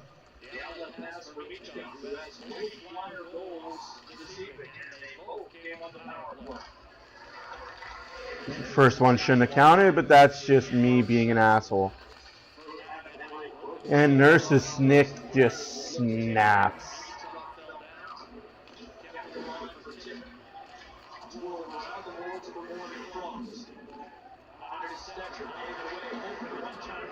Save made by Skinner.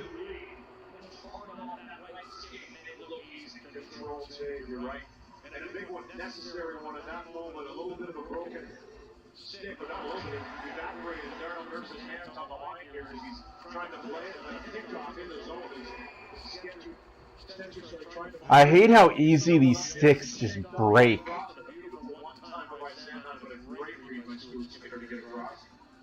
Literally, I mean, Edmonton stayed out of the box, and the end result is 9 minutes. Flyers have one shot. 5 on 5. And that's how it has to stay. And we've talked about patience once again. This team was so good last year, the year before, staying tight games, and winning in the right moments.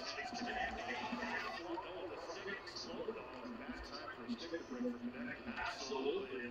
And it led the Flyers in goals and points a year ago. We're at 43 out the back of the net. And the Flyers are able to build on their 2-1 lead. Connor Brown, interior. Power play Oilers, holy shit balls. What's this team fucking doing? What's one thing you don't want to do if you're the Philadelphia Flyers? Go to the box. Guess what you're doing? Going to the box. I'm going to have to get my Stuart Skinner save thing again. Stu!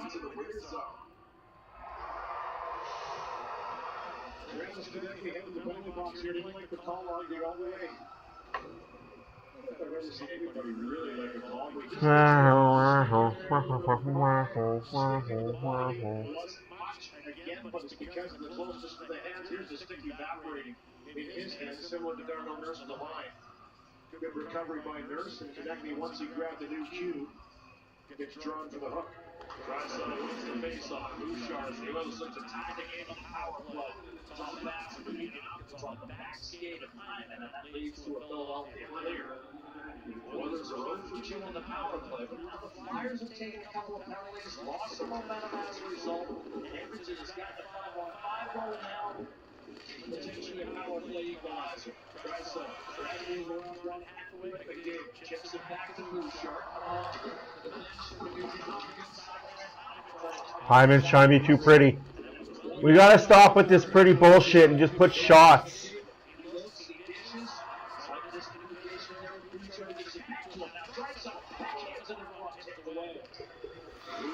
Pretty, pretty. Oilers are pretty. Here's McDavid. Bouchard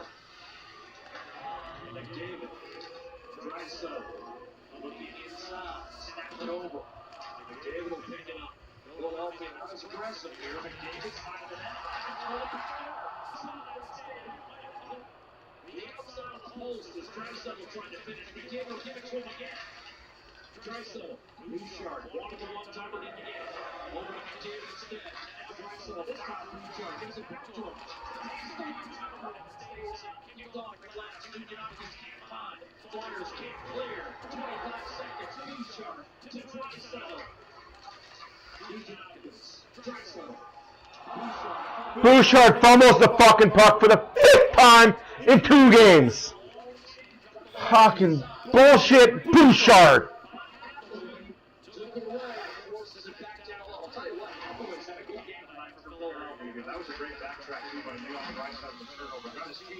Fuck. Hey guys, it's okay. This means Bouchard's gonna sign for less than 5. He wants his $8 million, not in Edmonton. You're not getting it. You want your $8 million, you better get 55 points. 30 of them are goals, 5-on-5. 7.5 minutes left to go in the second period. 2-1 Philadelphia. Shots are 16-16 apiece. Philadelphia's 2 for 4. Oilers are 0 for 3 on the power play, respectively. I have no faith that Bouchard's going to be anything other than a okay defenseman, a middle-of-the-road defenseman.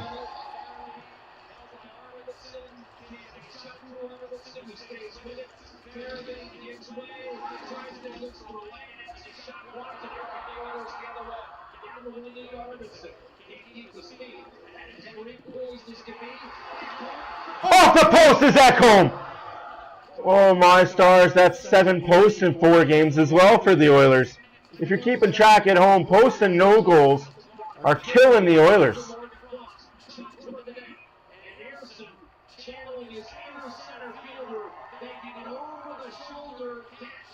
Okay, I'm not going to be that asshole. I like Bouchard and what he is. But if he thinks for half a fucking second, that's 2 posts in this game, by the way. I didn't realize that the Draisaitl one also went off the post. So that's 9 posts in 4 games, 4 disallowed goals in 4 games.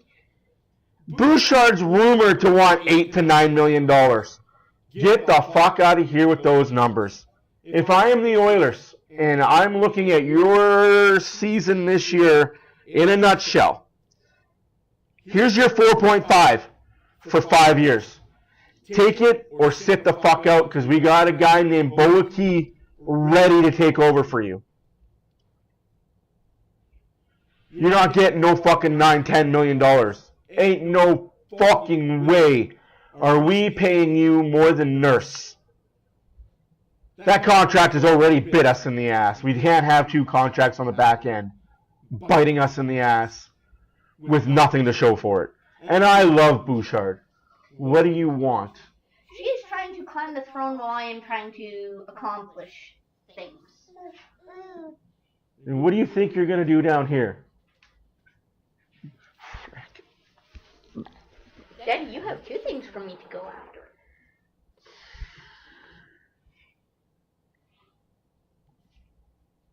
Hi.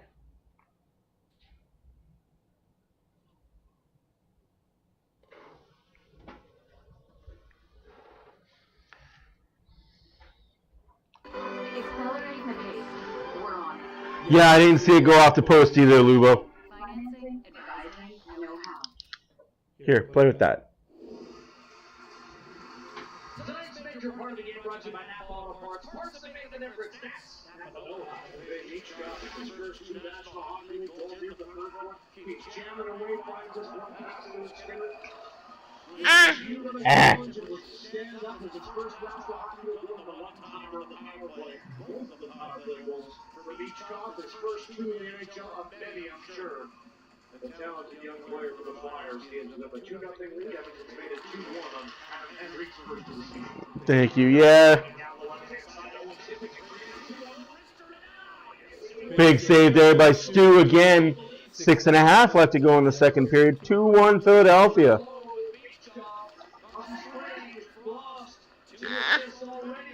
Ah.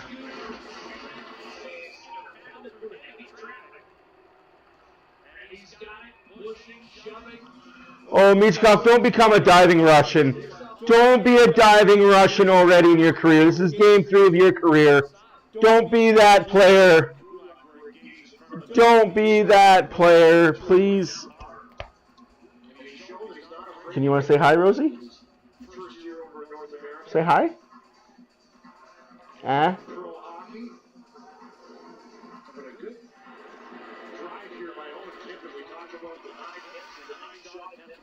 What? What? Are you going pee? Are you going pee? Are you going pee? Giggle, giggle. Hee hee.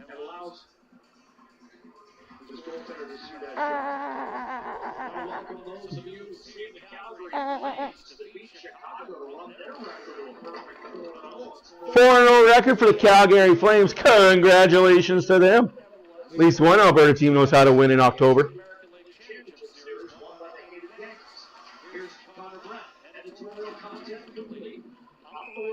Also, good for them.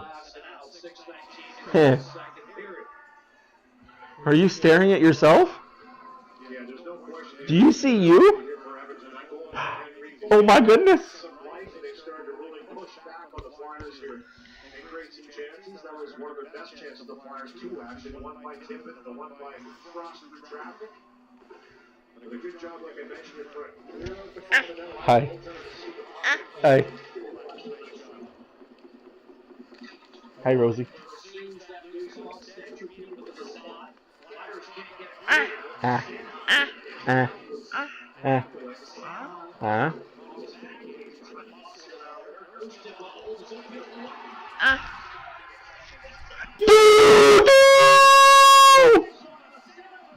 I need to switch you arms. Connor Brown! Downtown Connor Brown!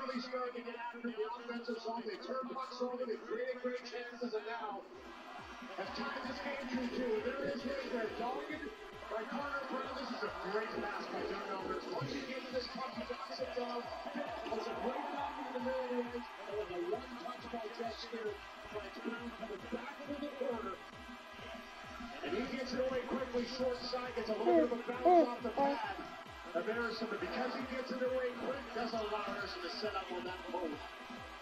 And a big goal, again, the depth players in this game going to work in the offensive zone.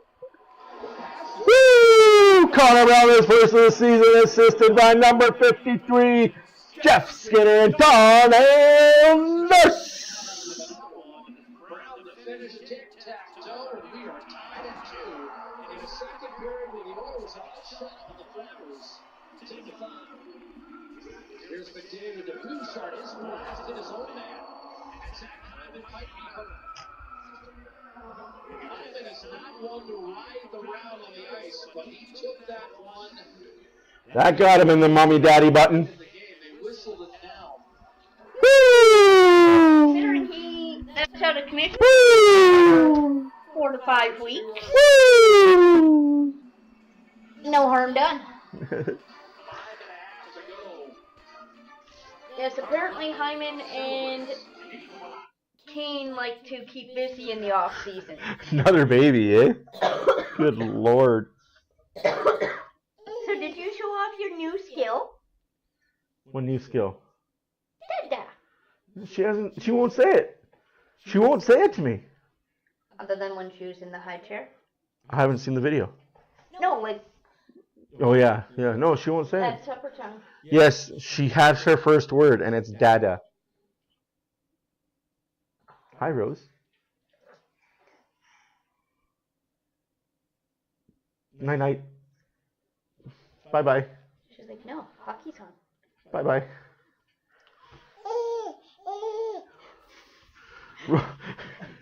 You can't just jump out of somebody's arms.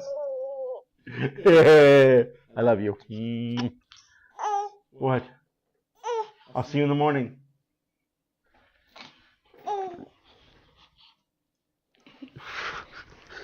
She's having none of that.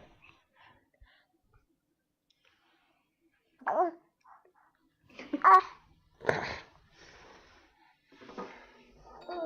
the money you need when you need it most.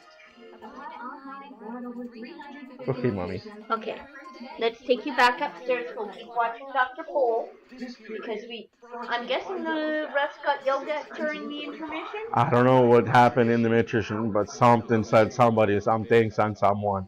Someone said something to somebody, and I think they have cameras. I think they have tablets on what blown calls they missed. And was like, oh shit, that goal was a goal, and they knew Oilers couldn't challenge it. Oh yeah, he took it right in the mummy daddy inner leg. I need a semi emoji. Don't threaten me with a good time. Not for Thanksgiving. Swedes don't celebrate Thanksgiving, so it was coffee cake and an opportunity to hang out with their Search families. truck. They didn't celebrate how many you might understand the Swedish players without a Swede. That's not a semi. it's as close as you're gonna get. Well, that's not a semi. For the first time this season, the Oilers have 4 goals. Oh no! Where? In front of the tractor. Where do you see this one? Yes. They call it a lorry. British. Yep. 4:48 left to go in the second period. Shots are 18-17 Edmonton. 2-2 is the score. They call it a lorry. Another post.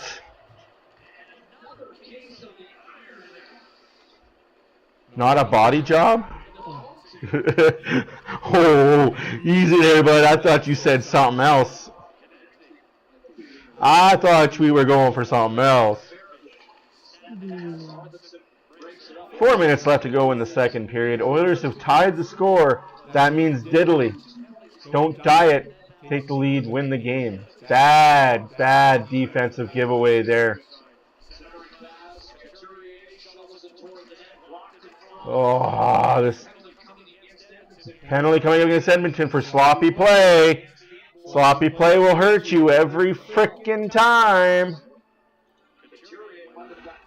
Oh, that sucks. Zach Hyman back on the bench. Kulak's on the line. It looks like Brett Kulak's going to have it.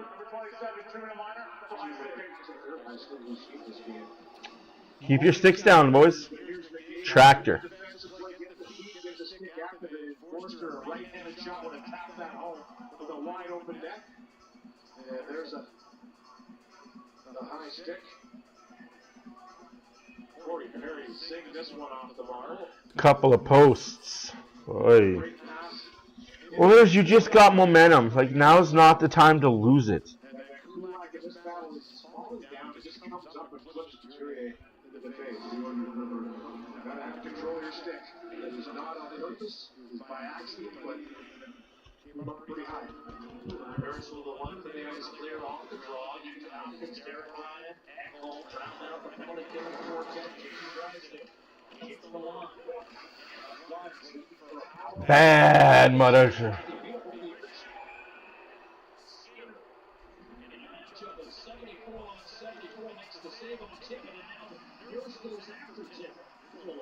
Stew!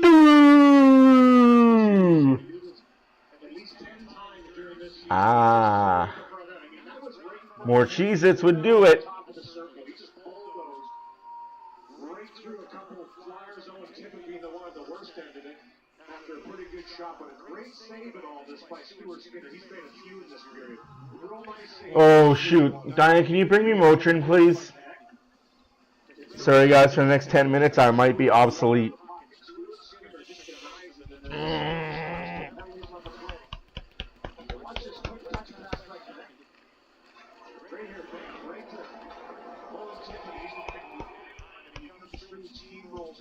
Body check. Says, okay, I'll come in and be a bulldozer as well.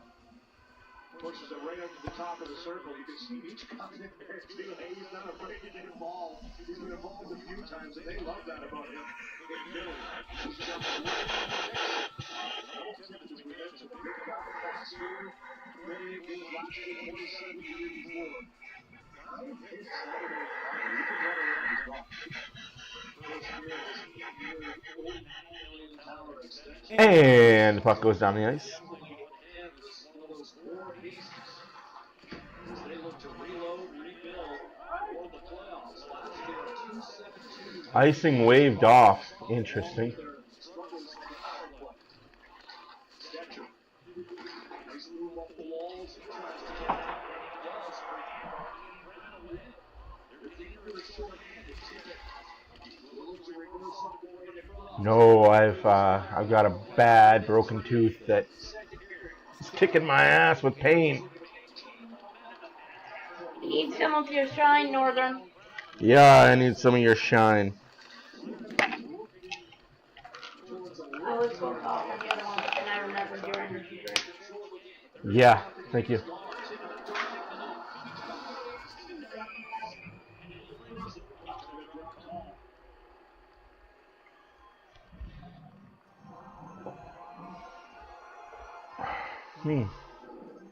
We'll let that kick in 20 minutes. The official medical imaging provider to the Edmonton Oilers. NIC, your choice. 5-on-3, they did call him for a penalty. What a fucking joke. Good job, refs. Oilers are back in the game. We got to do something. That's not a penalty. The guy fell. He fell. He tried to draw a call with the stick in the nuts. It didn't work. Man, we got another Russian dive team candidate. 40 seconds left to go in the first power play. 2.5 minutes left to go in the second period. Shots are 18-18. Score is 2-2. Philadelphia is on their 5th and 6th power plays.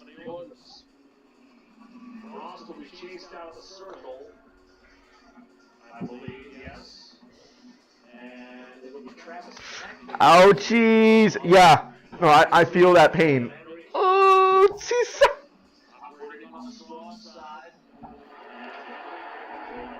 Oh, I wish I had some moonshine right now to help this pain.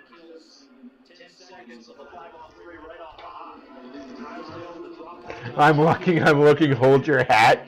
Well now, little spicy meatball. First penalty killed. Good job by the Oilers. Maybe. I might have spoke too soon. 10 seconds left on it.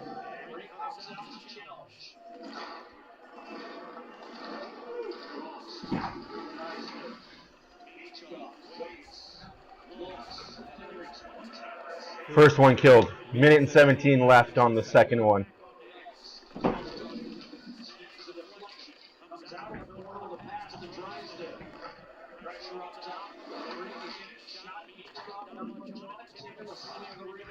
One minute left to go.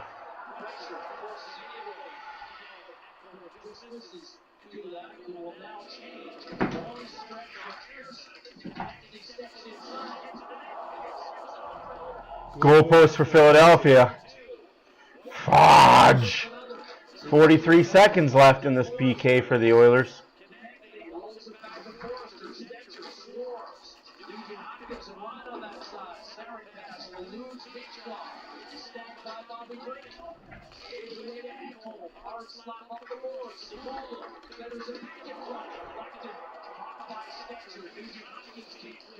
Hopkins is hooked and tied up. No call! 1 minute remaining in the second period. 15 seconds remaining in the second power play of the 5-on-3.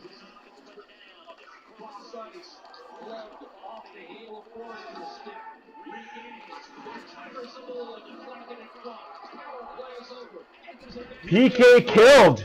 They killed the 5-on-3.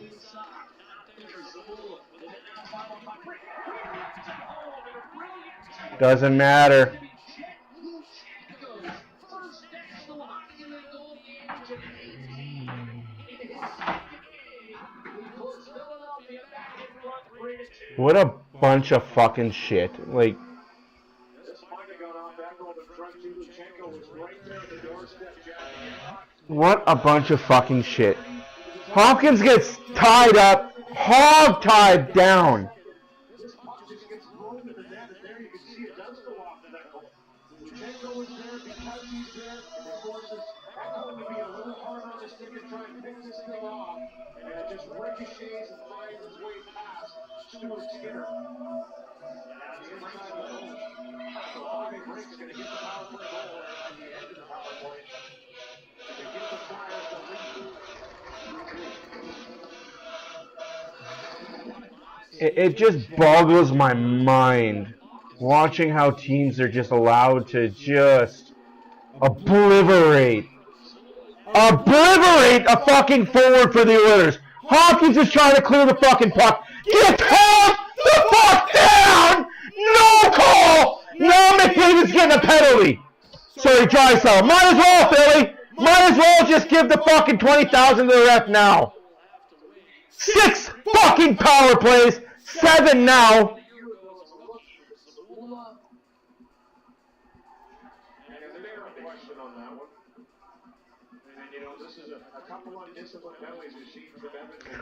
What about the undisciplined shit that Philly got away with? Hopkins was clearly going to clear the puck. Can't do that when you're being held. 1 arm on my stick, 2 arms on his stick. Holy shit.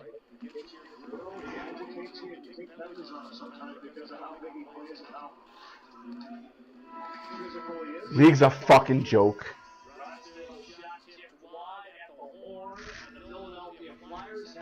Philadelphia Flyers having all the fucking power plays. Philadelphia Flyers having all the fucking luck. Man, go buy a fucking lottery ticket. Go bet against the Oilers. Fucking league is a joke.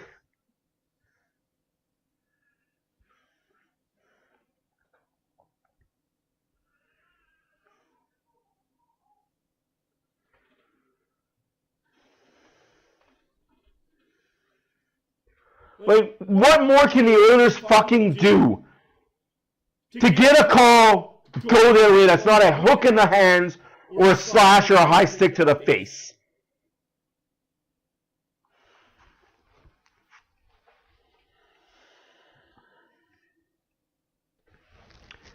Now I'm just an asshole bitching about the refs, right?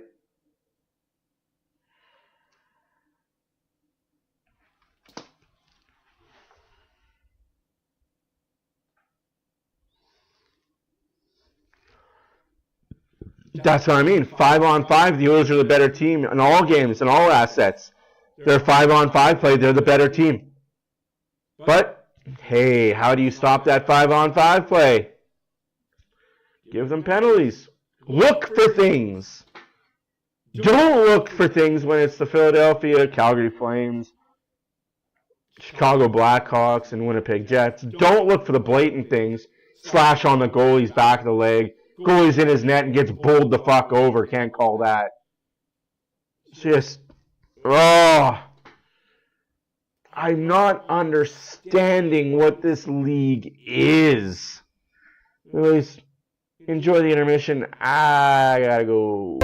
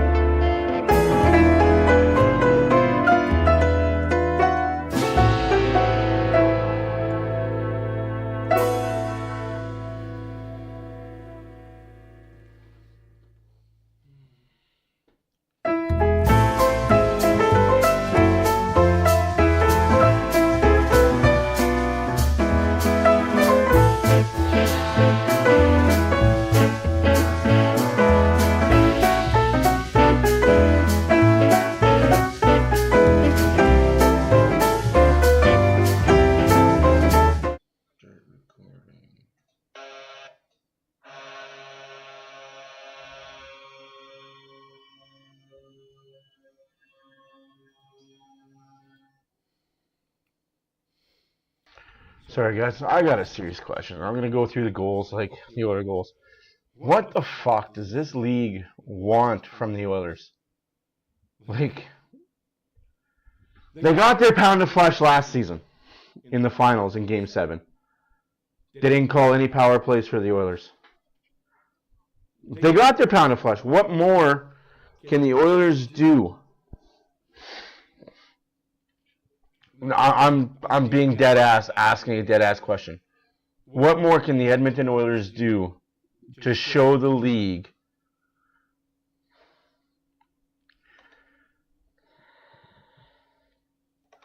anyways? We're going to go through the goal simulation for the Adam Henrique goal. As you see here,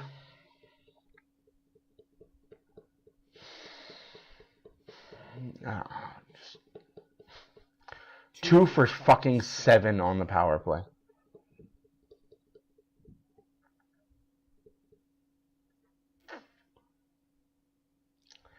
As you see here, the puck is coming into the Oilers zone. Why would it do that? Now, Kulak has it. He gives it to Janmark. Janmark has it, opens up. Philadelphia's in good shape. 11 went on a line change. He kind of did his own thing. Boom, shot off of 33, the goalie. On to Henry. Goal scores. We've got a 2-1 hockey game. Same thing with the Connor Brown goal. Henrique hugs the wall, keeps the puck in. It's a 2-on-2 situation with Brown and Henrique. Here comes Skinner to be the third forward help. If this puck does squeak out to the right side, it will look bad, very bad for the Oilers, because 21-25 could have a clear-cut shot. Thankfully, Nurse keeps the puck in, puts it on net. Skinner makes a beautiful pass to Brown. Bing, bang, bongo. Back of the net, 2-2. And the Philadelphia goal that was just scored. Again.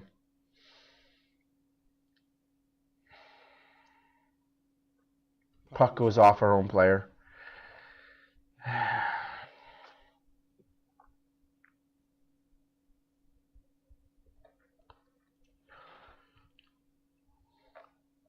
Like, Oilers are dominating in the stats that matter.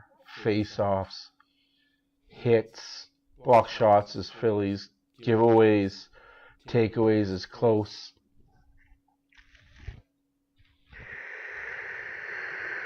I don't know. What if I'm an Oilers player and I'm an Oilers fan, which I am, what legitimate question, what more can my team do? What more can my team do to stop being the sacrifice?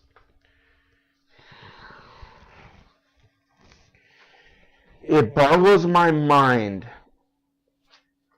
that game in, game out, arguably the best 2 players in the league get hooked, get slashed, get punched,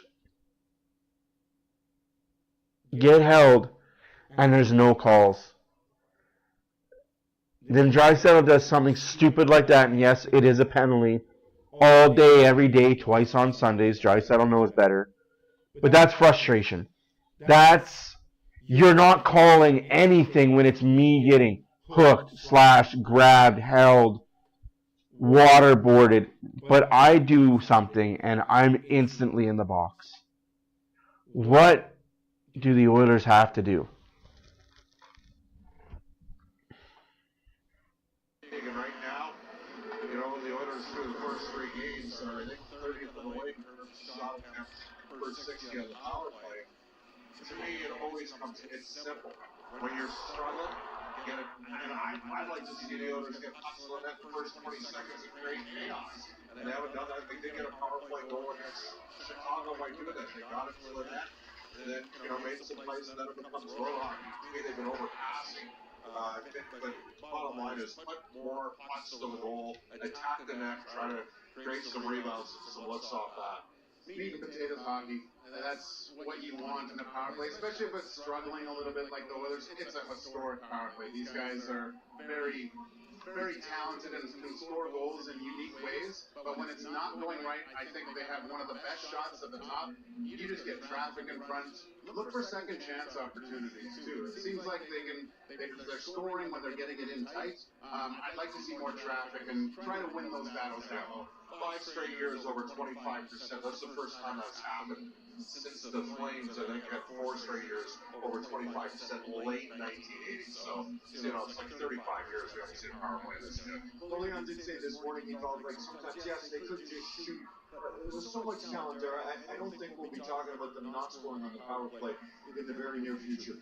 Let's discuss depth scoring, which, when the Edmonton Oilers made it as far as they did last year, they had so many great leaders when it came to points, but you need everyone, and are you seeing more of that tonight? Well, you saw Coach Naba put the big two together to start tonight's game and trying to look for that spark, and it actually comes from other people not named Connor McDavid or Leon Draisaitl. And this is just what we're talking about before. Hard nose, just getting pucks deep, getting pucks through the net, going there for second chance opportunities. And what happens when you keep doing this? You get defensemen turning, looking, coming in waves. Keep coming, keep coming. Yeah, I agree, Lou, but that was the best period they played all season. Build off it, right? Build off it.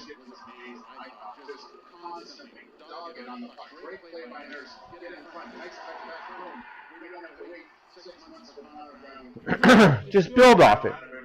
You go out, you kill this penalty, you score a goal, you're tied, you get your own power play, you score on it, you're up 1, you kind of nurse the lead, you get up empty net goal.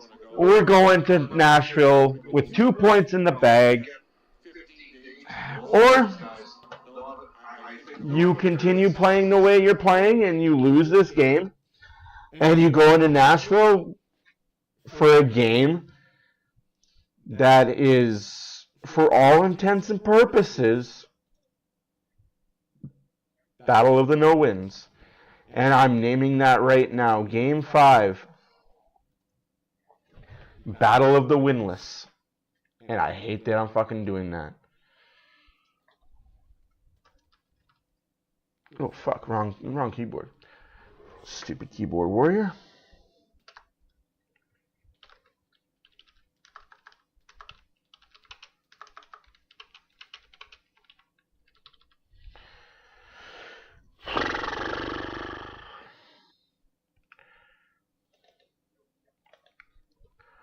Boom, boom, boom, boom, boom, boom, boom, boom.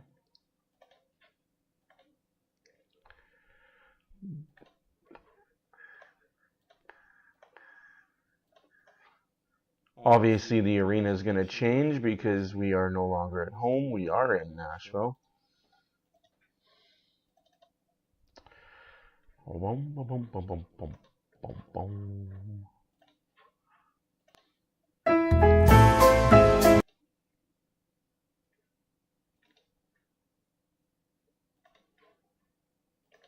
How's everybody doing? Hopefully everybody's enjoying their Tuesday night and enjoying me make myself look like a complete fucking moron. Get used to it. I'm just a complete freaking moron, guys. I don't hide the fact that I'm an idiot. If you've known me for as long as some of you guys have known me, I don't sugarcoat nothing. I don't hide who I am. I don't change for nobody. I'm this way since birth, and I'll be this way till I die. To my detriment. Sometimes I feel like if I just changed a little bit, I'd get more ahead. But I am who I am, and I'm not changing for nobody's.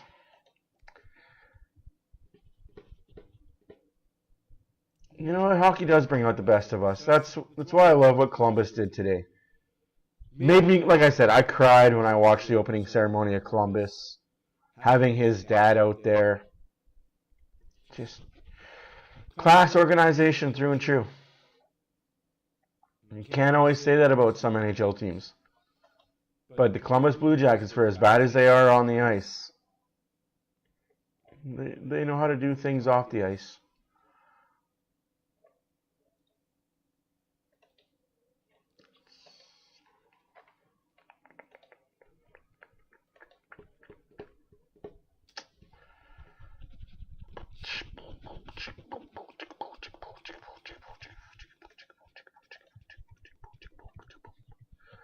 Alright, there's game 5, Nashville. Ooh, do I have the Predator logo at all?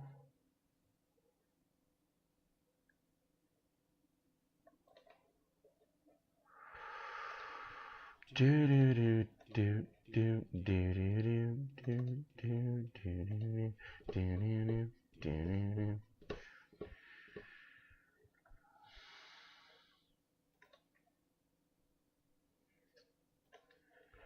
And of course, Game 6 of the season is going to be in Dallas on Saturday morning at 2 p.m. I say morning, but I probably should not.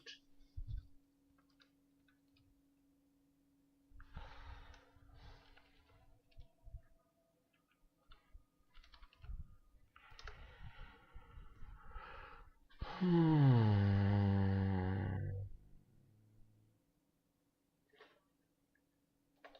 I not just have a Nashville Arena blank?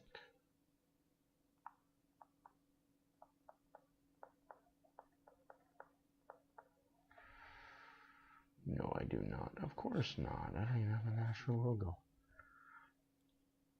Freaking loser. Anyways, guys, enjoy the third period.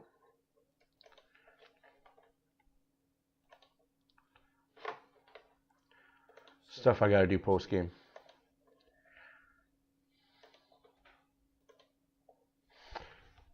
The behind the scenes stuff, it's fun. Fire, it has to be him.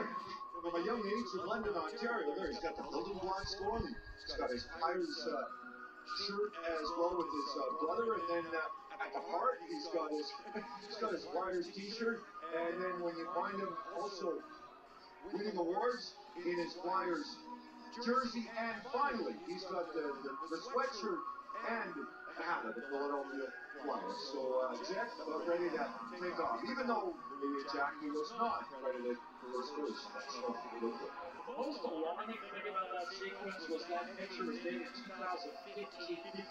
Look how he's 9 years old. I mean, the kid just turned 18. August 21st, the youngest player in the National Hockey League this year. And he had a hand in it, no question. He didn't score the goal, but he certainly had a presence in front of the net. Of course, that called him to play that puck a little more aggressive, deflected into the net.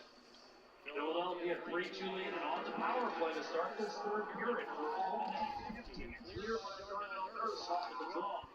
Nurse, Echo, Inhardt, and Brown, who has 1 or 2 even strength goals for the Oilers tonight. They clawed back to 2-0 down, tied it, and then Bobby Gray in the final half minute to score the lead for Philadelphia. Morgan Frost, 2 assists on the game to give away to Echo. Held in by Owen Tippett, protected, steered out, Drysdale waits, sauced it across, the hop of the stick of connecting, and Nurse outreached it from across the ground corner. Build up and chase, Flyers must retreat, into Owen, but heavily taken by Leon Ressa. Enrique Kulak, defending the middle of the ice, thrown by Frost. Tuck 3 to Owen Tippett, connecting, will send it back to Zamula. Tippett will spin on Henry.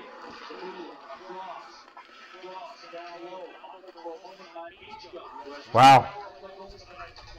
That is nice weather. I wish it was that way. No, I don't, because that's too hot. Excuse me.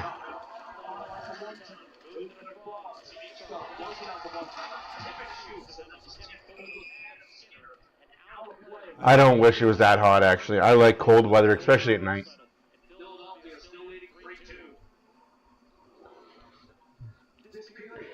brought to you by Legacy Heating and Cooling. Home of no payments, no interest for 1 year. Warriors got 19 minutes to get a goal. 19 minutes. Leave it all out there. Philadelphia's out shooting Edmonton 22-18. I guess when you have 7 power plays, you get the advantage of taking more shots. That'll do it for the penalty kill.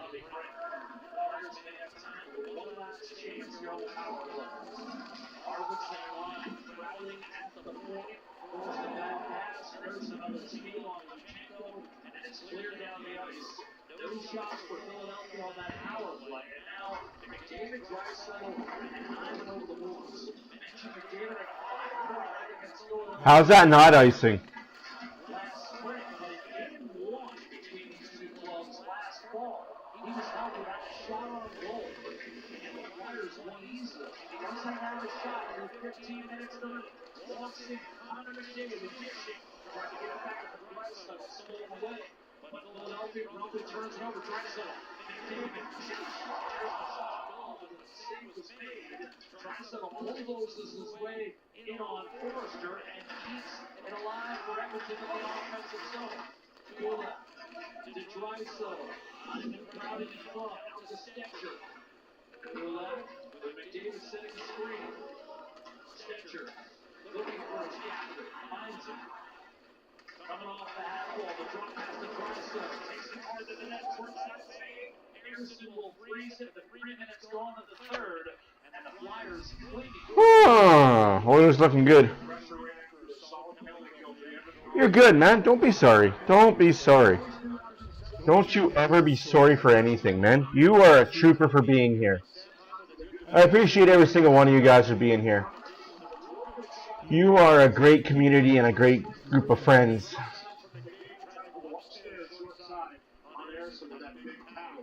17 minutes left to go in the game. 3-2 Philadelphia. 22-20 is the shots for Philadelphia. That better be icing? I mean, didn't call the last one, so I didn't know. Now. Now, he didn't have a shot in that 4-1 loss last fall, but he did have a point.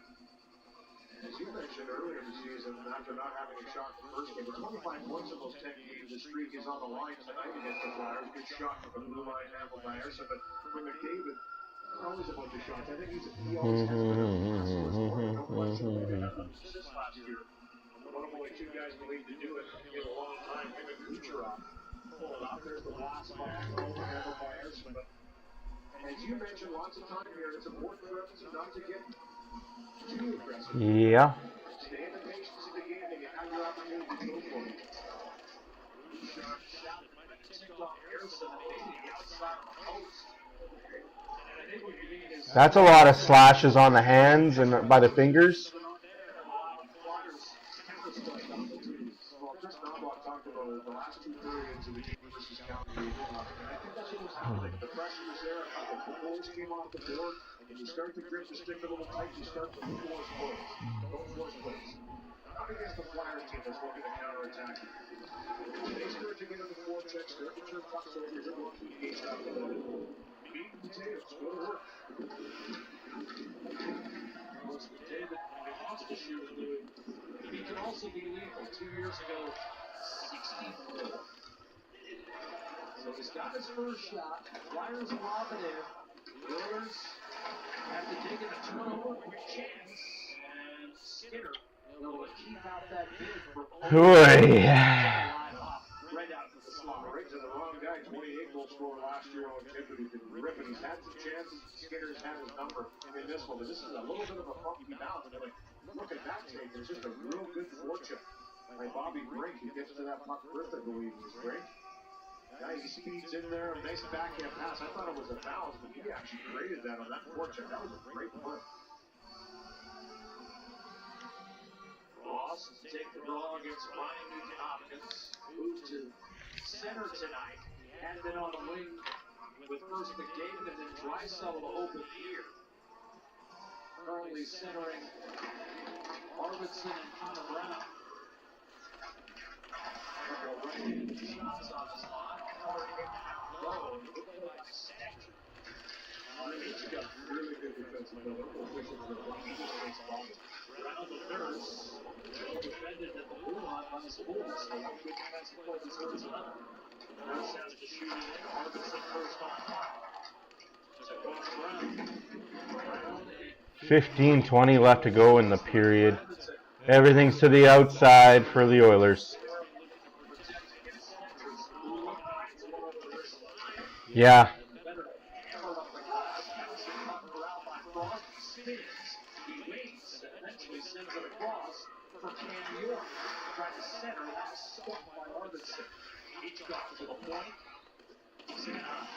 Rolled down low by York. Picked off by Stetcher. He's able to find Brown. Not able to shoot just yet. Buchenko could not hold it in. Forster had it goal on goal. Lots of posts this game for sure.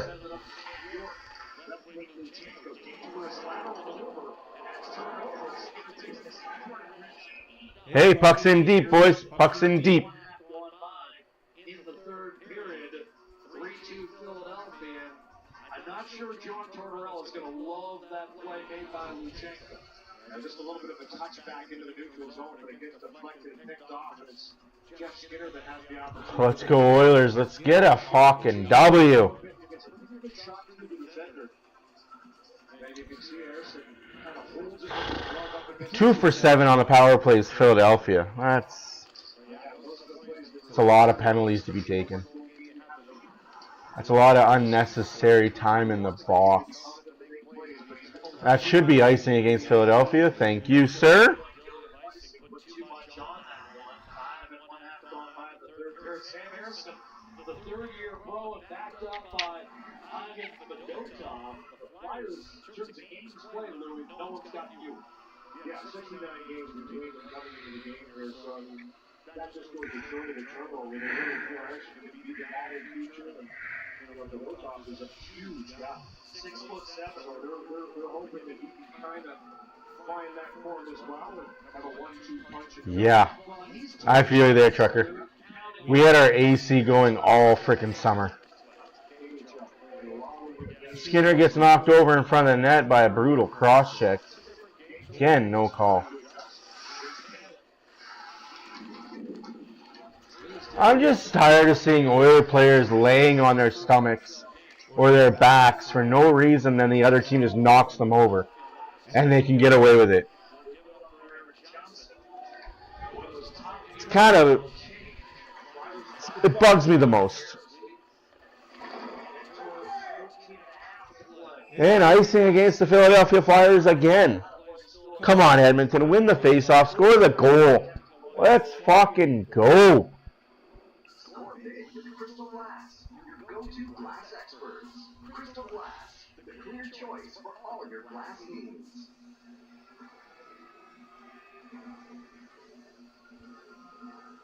J.C. Amar set up Edmonton's first goal.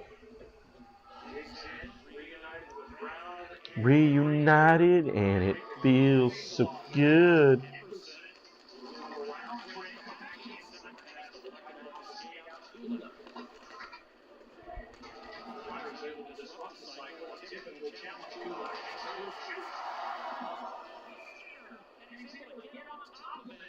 Another post for Philadelphia. Fuck's sakes.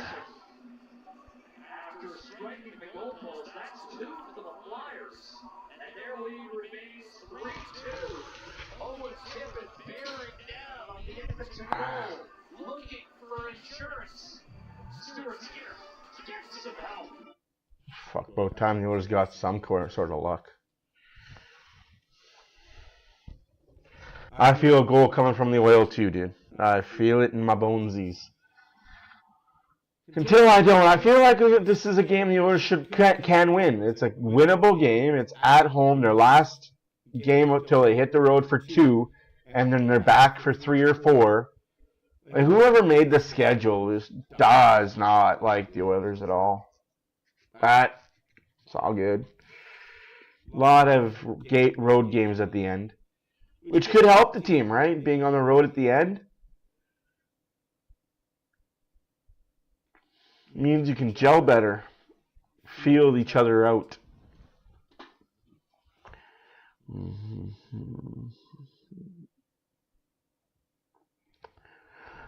Be united and it feels so good.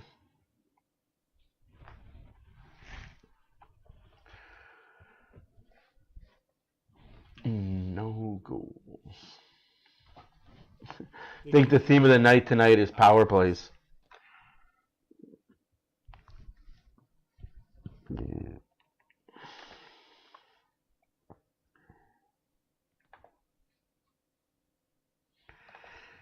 Should have gone to Specsavers.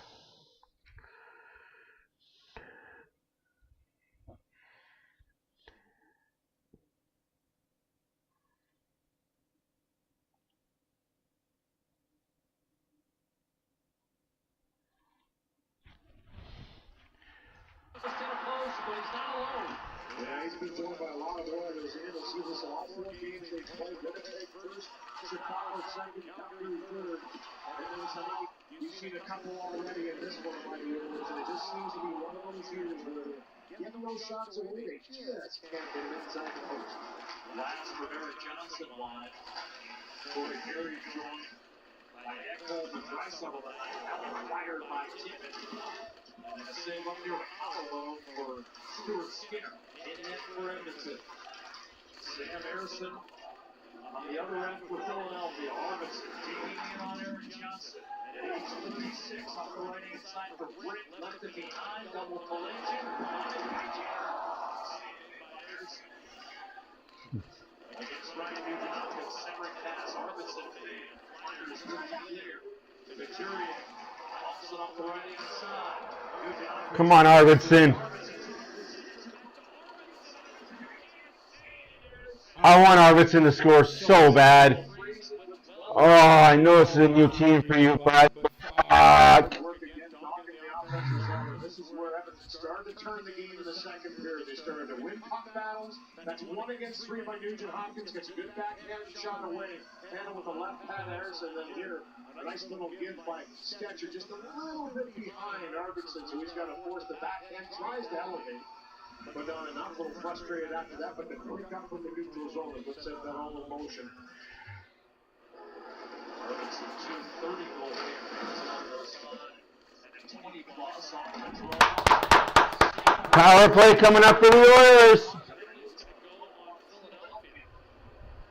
Skinner's been impressive the last couple of games with his work around the net. Not necessarily the skill and finesse that here's dictated. 12 minutes left to go in the first period. Oilers get their 4th power play. Looking for their 1st power play goal of the evening. 2nd power play goal of the season. Bouchard, if you could hit the net one time, please. Or, hey, not bobble a puck one time, please. Is Ozempic right for you? No, it's not right for anybody.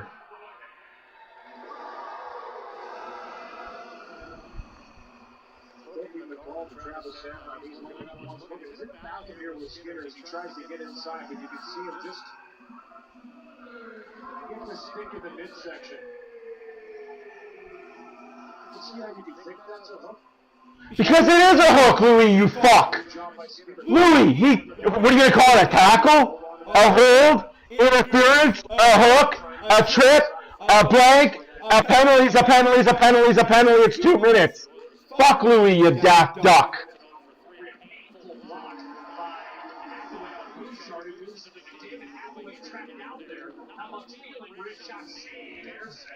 I'm so sick and tired of this kid. Seriously, Louis, it's a fucking penalty. Drive for Bouchard. He'll labor to get off under his own power. Get the ice bags out. He's blocked a few tonight. He's had a real solid game. This is another blast by Bouchard. Catches him right in the toe. That's where Bouchard should have got the puck again and one-teed the fucking thing. Somebody else's head. I'm sorry, but fuck me, man. Wasn't much of a hook. Guy was falling down. Well, Why was he falling down, Louis? Interfering with him, tripping him, holding him, tackling.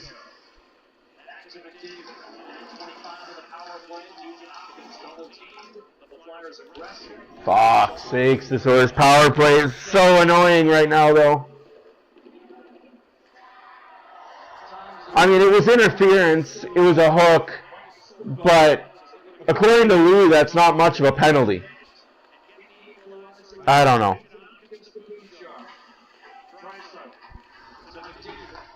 Again, I just want Louis DeBrusk to go to Vancouver, be with your son Jake, be part of that broadcast team, whether it's radio or TV, and be happy. Live your best life in BC. I'm sorry.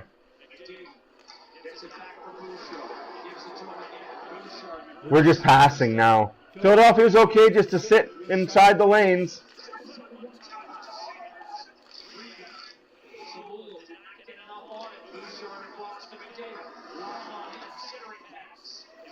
Hopkins isn't going to shoot that puck. He doesn't. I don't think Hopkins remembers how to shoot a puck to score a goal. Our power play's futile. Our power play's as bad as our PK is. And it's Achilles' heels. Perry got buckled nowhere near the puck, but hey, no call on it. Skinner gets balled over, no call? Are you fucking gassed? You stupid fuck! How many times is our goalie gonna get run the fuck over? Good for you, Stetcher! Fucking idiots! Our goalie is not allowed to get fucking targeted every game!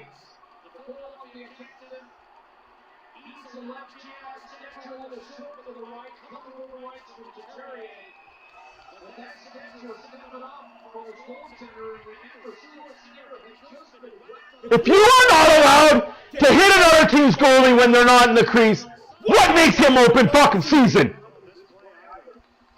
And there's no question Skinner went down hard. But I don't mind this from Troy Stetcher.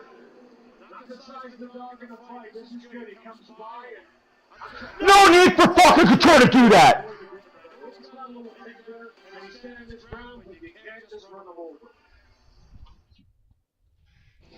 League wonders why people get fucking mad when the Oilers are being watched. Shit like that.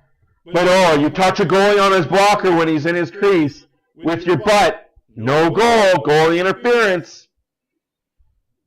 Fucking stupid.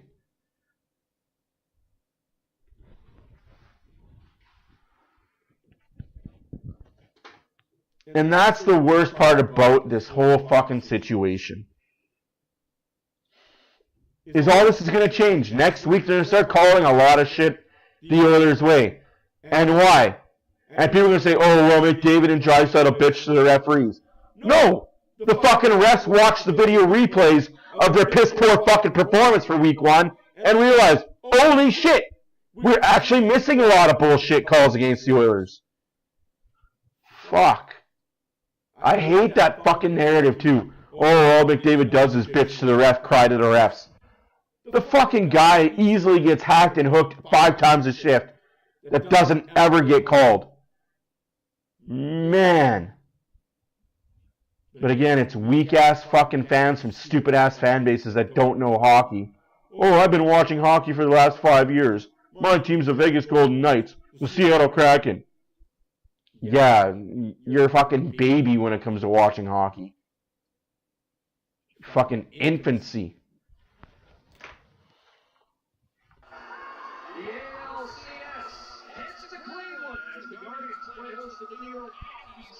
What are you supposed to do there? Stop fucking skating, you fucking moron. Should have got 2 for goalie interference.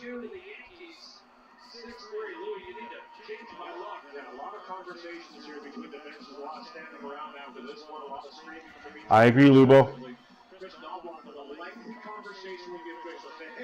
Stuart Skinner stood his ground, stood his place, and Couturier made no effort to get out of his way. Actually, I thought he dropped the shoulder on the contact with Skinner. Made no attempt to kind of knock him. and then no hand went up on the plate. The only thing they got right in this, no instigator to Troy Stetcher. 5-on-5 Hawks. Glad they didn't give Stetcher the instigator. That would have been a fucking kick to the nuts.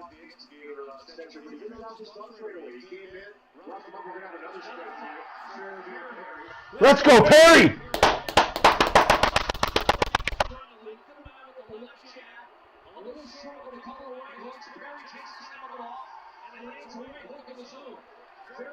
Fucking love this. It's what the Oilers got to do. Hey, refs, you're not going to do anything? We'll take it our own hands here. This is me taking it in my own hand. What a knockout for number 90! Corey Perry! Good God! Refs don't want to protect us, we'll protect ourselves. Mr. Magoo. Fucking clown shows. Kick this out and some fuck coconuts. He got up and he was fine. And you know what? Stick up for one another. I think John Torrella's going to like it. Joe Fairley took that fight too. You have taken 2/3 of a line off the ice with Fairley and Couturier. I think this is advantage Edmonton. Corey Perry's valuable, but Perry and Skinner are looking for trouble Right out of this case. He was the one to have a long conversation with Garnett Hathaway. He was talking to the bench and he said, listen, are we going to do this?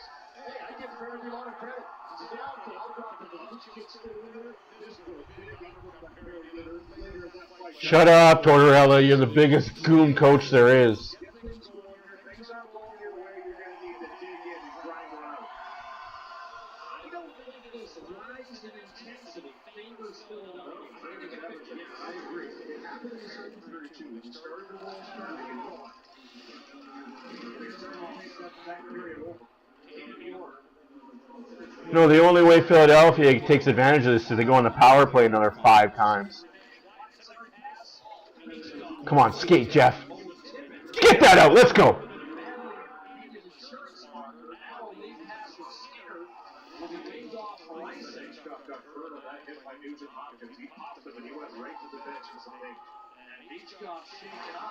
Oh, you're real Russing not shaken up by a hit. Maybe you don't fucking go at our goal and you won't have that problem, you baby. Fuck.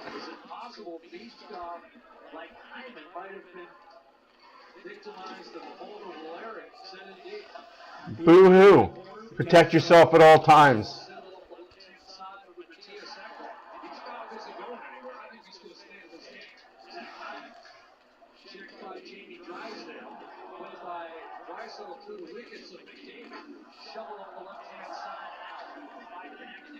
.840 left to go in the third period. 3-2 Philadelphia on the back of 2 power play goals.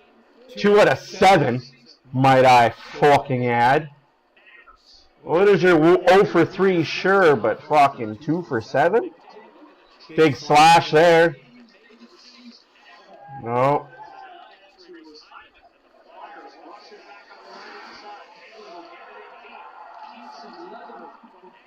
Wow, now Philly's just trying to dive for calls. Good God. Call the Russian dive team for the Summer Olympics. Or is it the Chinese dive team now because they seem to be taking over? Fuck, those guys are good. They win everything.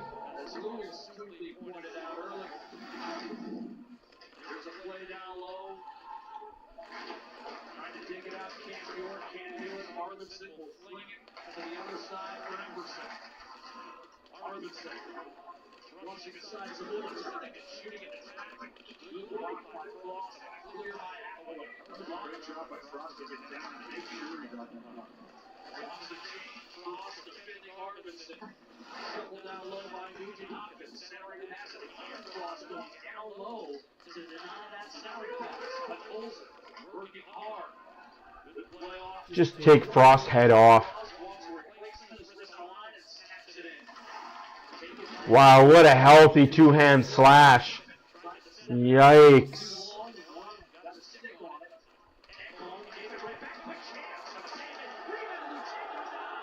Hawkins gets high-sticked in the face. He's bleeding. No fucking call. Hey, how's it going, buddy?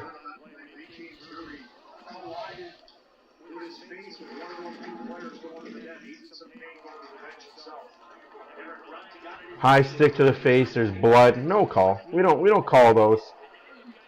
Spitting fucking chicklets. was ready to go with the Flyers probably couldn't afford 3 bitter leaders all in one. 6.5 minutes left to go in the third period. Philadelphia 3, Edmonton 2. Shots at 27-24 for the Oilers. OFR on the power play. Philadelphia's 2 for 7. That's the difference right now. 2 power play goals for Philadelphia. Oilers had another goal disallowed after they challenged for a goal that shouldn't have counted. That did. They lost their timeout, lost their ability to challenge. Thus, ref calls it no goal on the ice. Of course, it's going to stand because you can't challenge. How's it going, Taryn Bott? Hope you're doing good in Australia.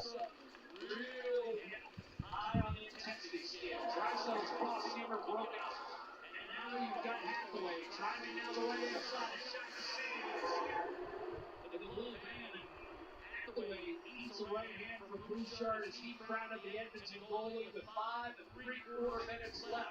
We've got Fucking high stick by a Philadelphia player. No call. Hey, that's what, 6 missed calls this game going the Oilers' way? Against the Oilers, should say. Fuck. But hey, it all evens itself out, right? As they say, all the calls even themselves out in the middle of the year.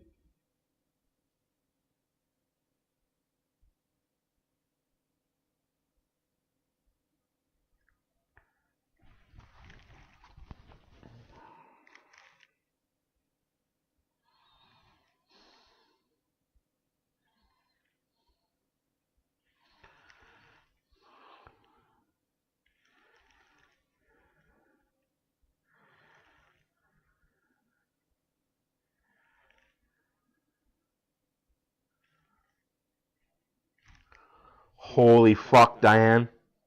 I didn't watch the Vancouver Lightning game.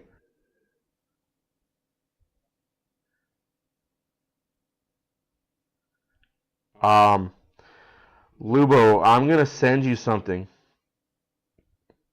Hopefully you get it. 'Cause, yeah.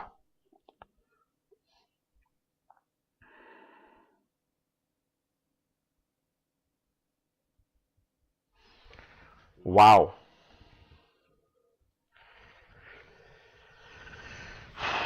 Absolutely, it's fun having people cheer for other teams. Cheer for them. Go nuts. Be that head. Be the head for that team. I'm good with it. Just don't get too belligerent about it. Remember where you are. That's like if I was to go to a Calgary Flames page and be all Oilers and talk mad shit. I know the barn I'm in. I know I'm going to get my head kicked in. So I just kind of keep it to a minimal chirp, friendly chirp, a little bit of here, a little bit of there, a little bit of you suck. How's your mother? Your mother's so fat. When she sat down everybody. Offside. Your mama's so old she went to kindergarten with Jesus.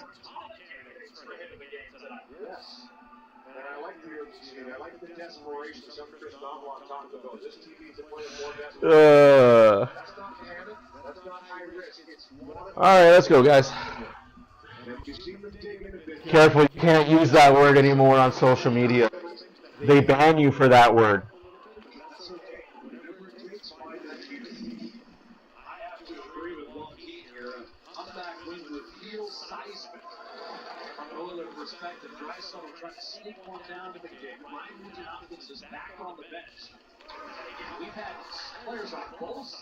Ref, move the fuck out of the way!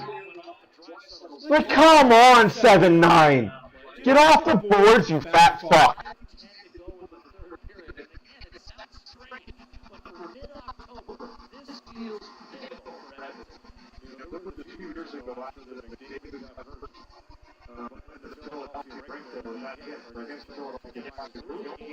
It was really round and lots of fights, and we felt that was a galvanizing game.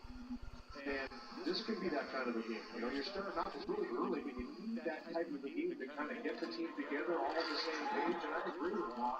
hang yourself that, yeah, they found a way to come back and win this game. It's going to feel really good. Forster on the forecheck against Brett Kulik.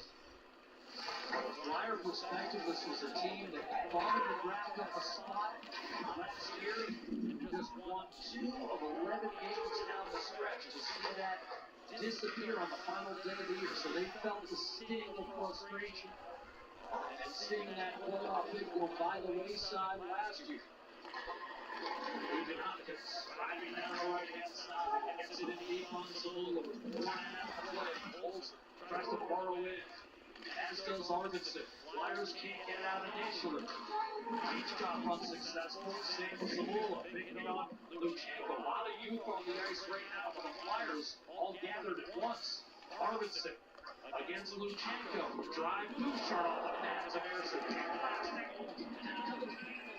This one by Michkov. And the puck ends up out of play. Wow, this Russian really likes to dive. Fucking stay on your feet. Hey, shut the fuck up. You're a rookie. Don't talk like you're a fucking vet. You're a fucking rookie, 3rd game of the year. 3rd game of your fucking career. Shut up. He gets in the lane, pays the price with the left skate, and then as he's trying to get up, Arvidsson knocks him down again. Sort of rough use Fuck. but the kid's sticking in there. So now 2/3 of that line back and immediately onto the ice. As Farabee and Couturier's 5-minute fighting majors are complete, so they reunite with Bobby Brink just in time for a matchup in Edmonton's top line. 4 minutes to go. Flyers 3, Oilers 2. McDavid kicks it back to the shot again. That time it was Brink. Here's McDavid. Philadelphia selling out to try to hold this lead. Coleman shot. It's just a lot of force. Good zone keep by Bouchard. And now Ekholm rolls up top. Yeah, I know exactly what you mean. Yeah, exactly. Bouchard! We are tied! Good God, I don't like this kid. I don't like him. I still don't think he's worth more than 5. Thanks for being here, man. You enjoy that Australian winter. Or is it Australian summer? I can't remember what type of year it is right now. It's always summer in Australia. Beauty.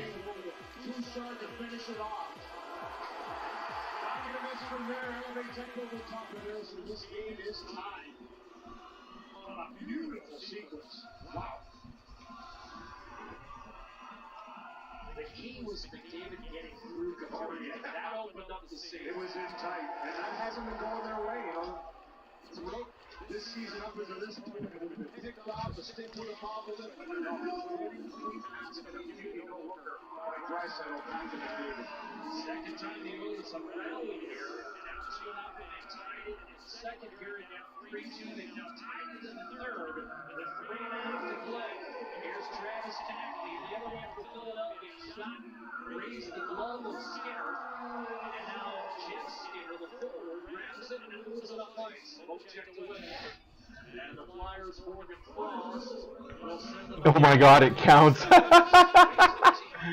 Oh, that's hilarious. Trying to drag his way through Nugent Hopkins. Nothing doing. Stitcher off the left-hand side, wrist line. Able to defend the line against Arvidsson. Relocates Ty Anderson. All possible toxicity. Wrist line and heavy... 2.5 minutes left to go in the 3rd period. Tied at 3. Oh, Skinner, Jeff.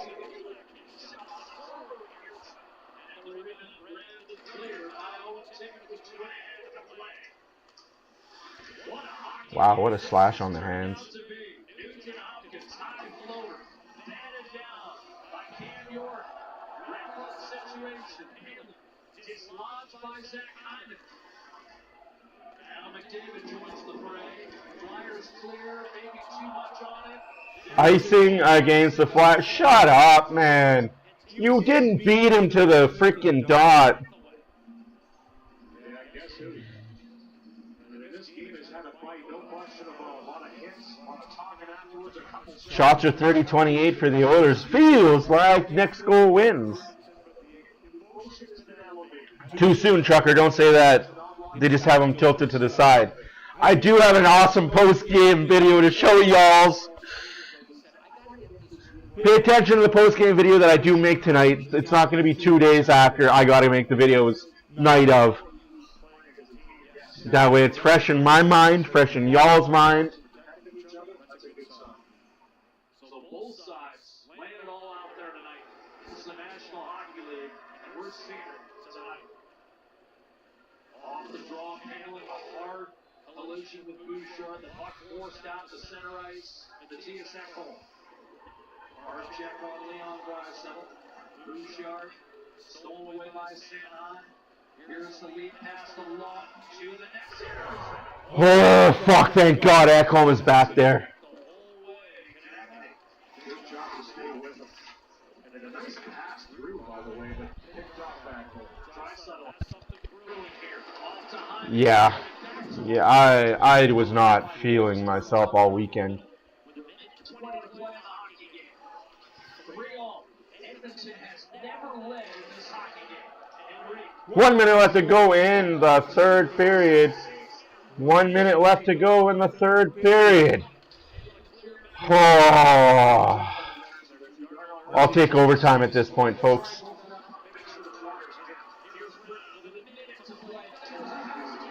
Or I'll take a Jeff Skinner goal. No, denied.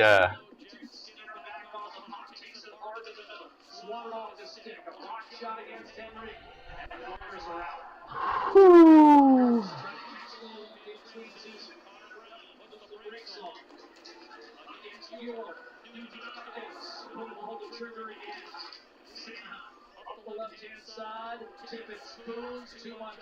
Icing against the Flyers with 30.7 seconds left to go in the third period. 3-3 is the score.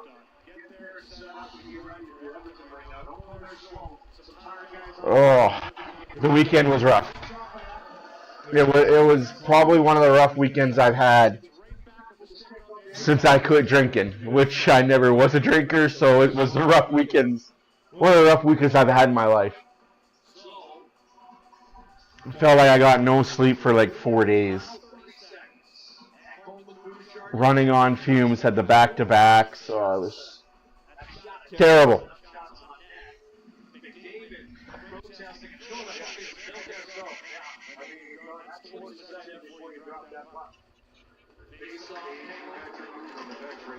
Don't say that, Diane. We got 35 seconds left still.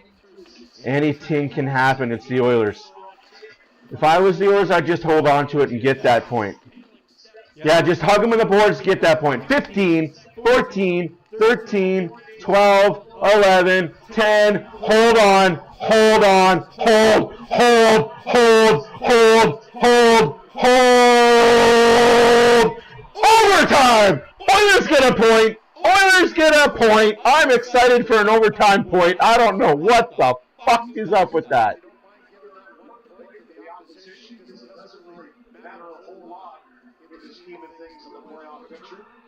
At the end of the season, but one more up for grabs here, and as you mentioned, this will be an amazing comeback and win for Edmonton. It's going to be exciting. Rogers, Oilers hockey.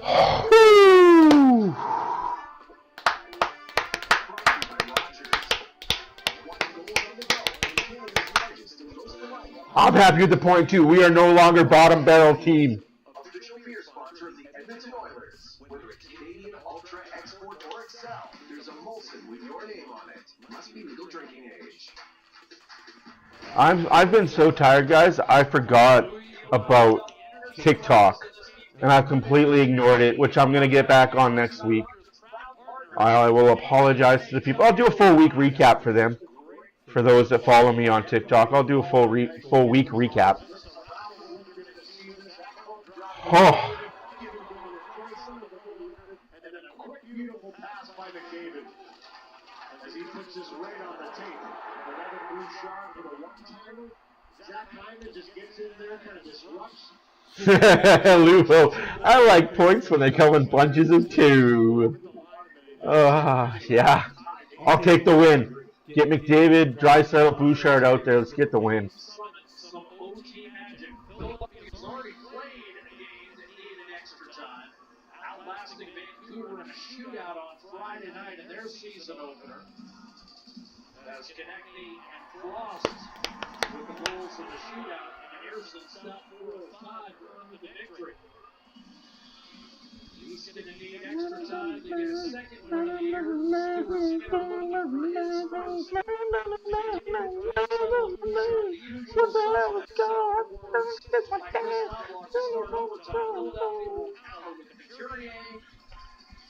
Travis Konechny and Travis Sanheim. So 3 crowd leaders on the Philadelphia side.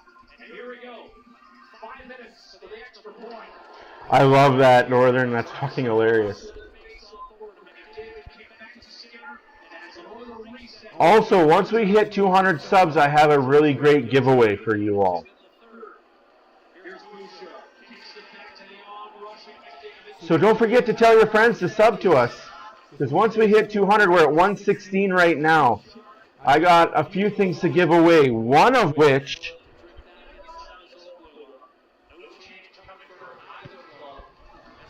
is one of these. Connor McDavid body armor bottles. I don't know where they're available, if they're available for everybody, so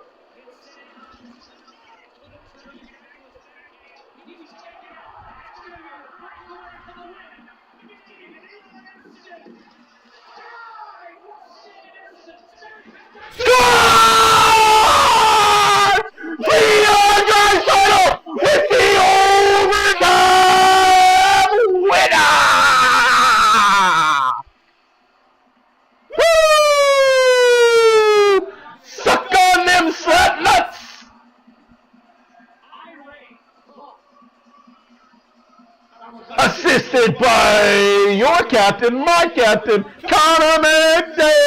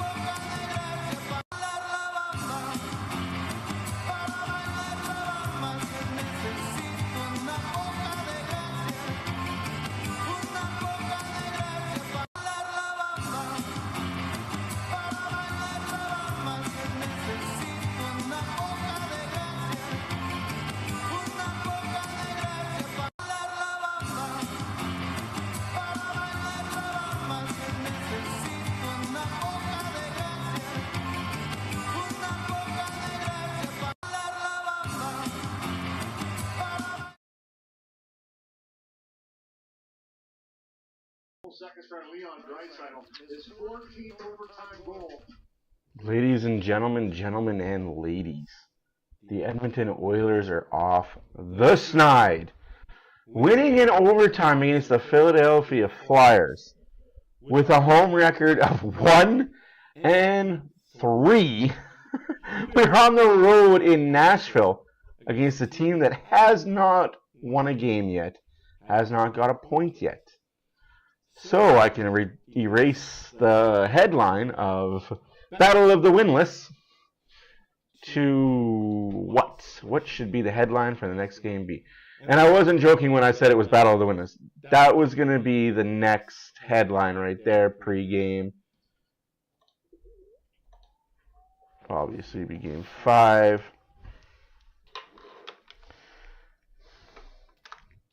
But yeah, y'all get the picture. It was going to be something mean, something nasty, something very brutal. Well, what are you guys' thoughts? Did the Oilers deserve to win that game? Did they? Oilers versus Lastville. Dude, it writes itself. Thank you, Lubo. I am using that in the title of the next stream. You, my friend, are gold.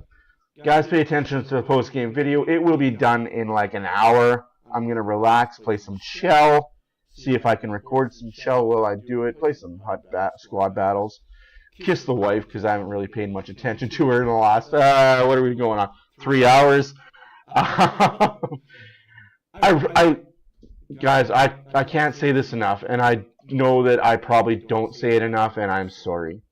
Thank you all for being here. Again, you could be anywhere else in the world,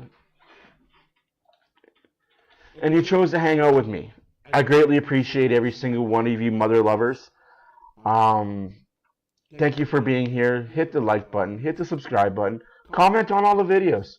Again, when we hit 200, not if, but when we hit 200 subs, I'm going to be giving one of these bottles away. It won't be full because I don't think I can send liquid across the border to the States. But I'll be giving one of these autographed Connor McDavid bottles away. And it's something else. A little something. Little something else I'm not going to show you guys. Yes, care packages are on the way for those that are getting cards, flags, and other memorabilia.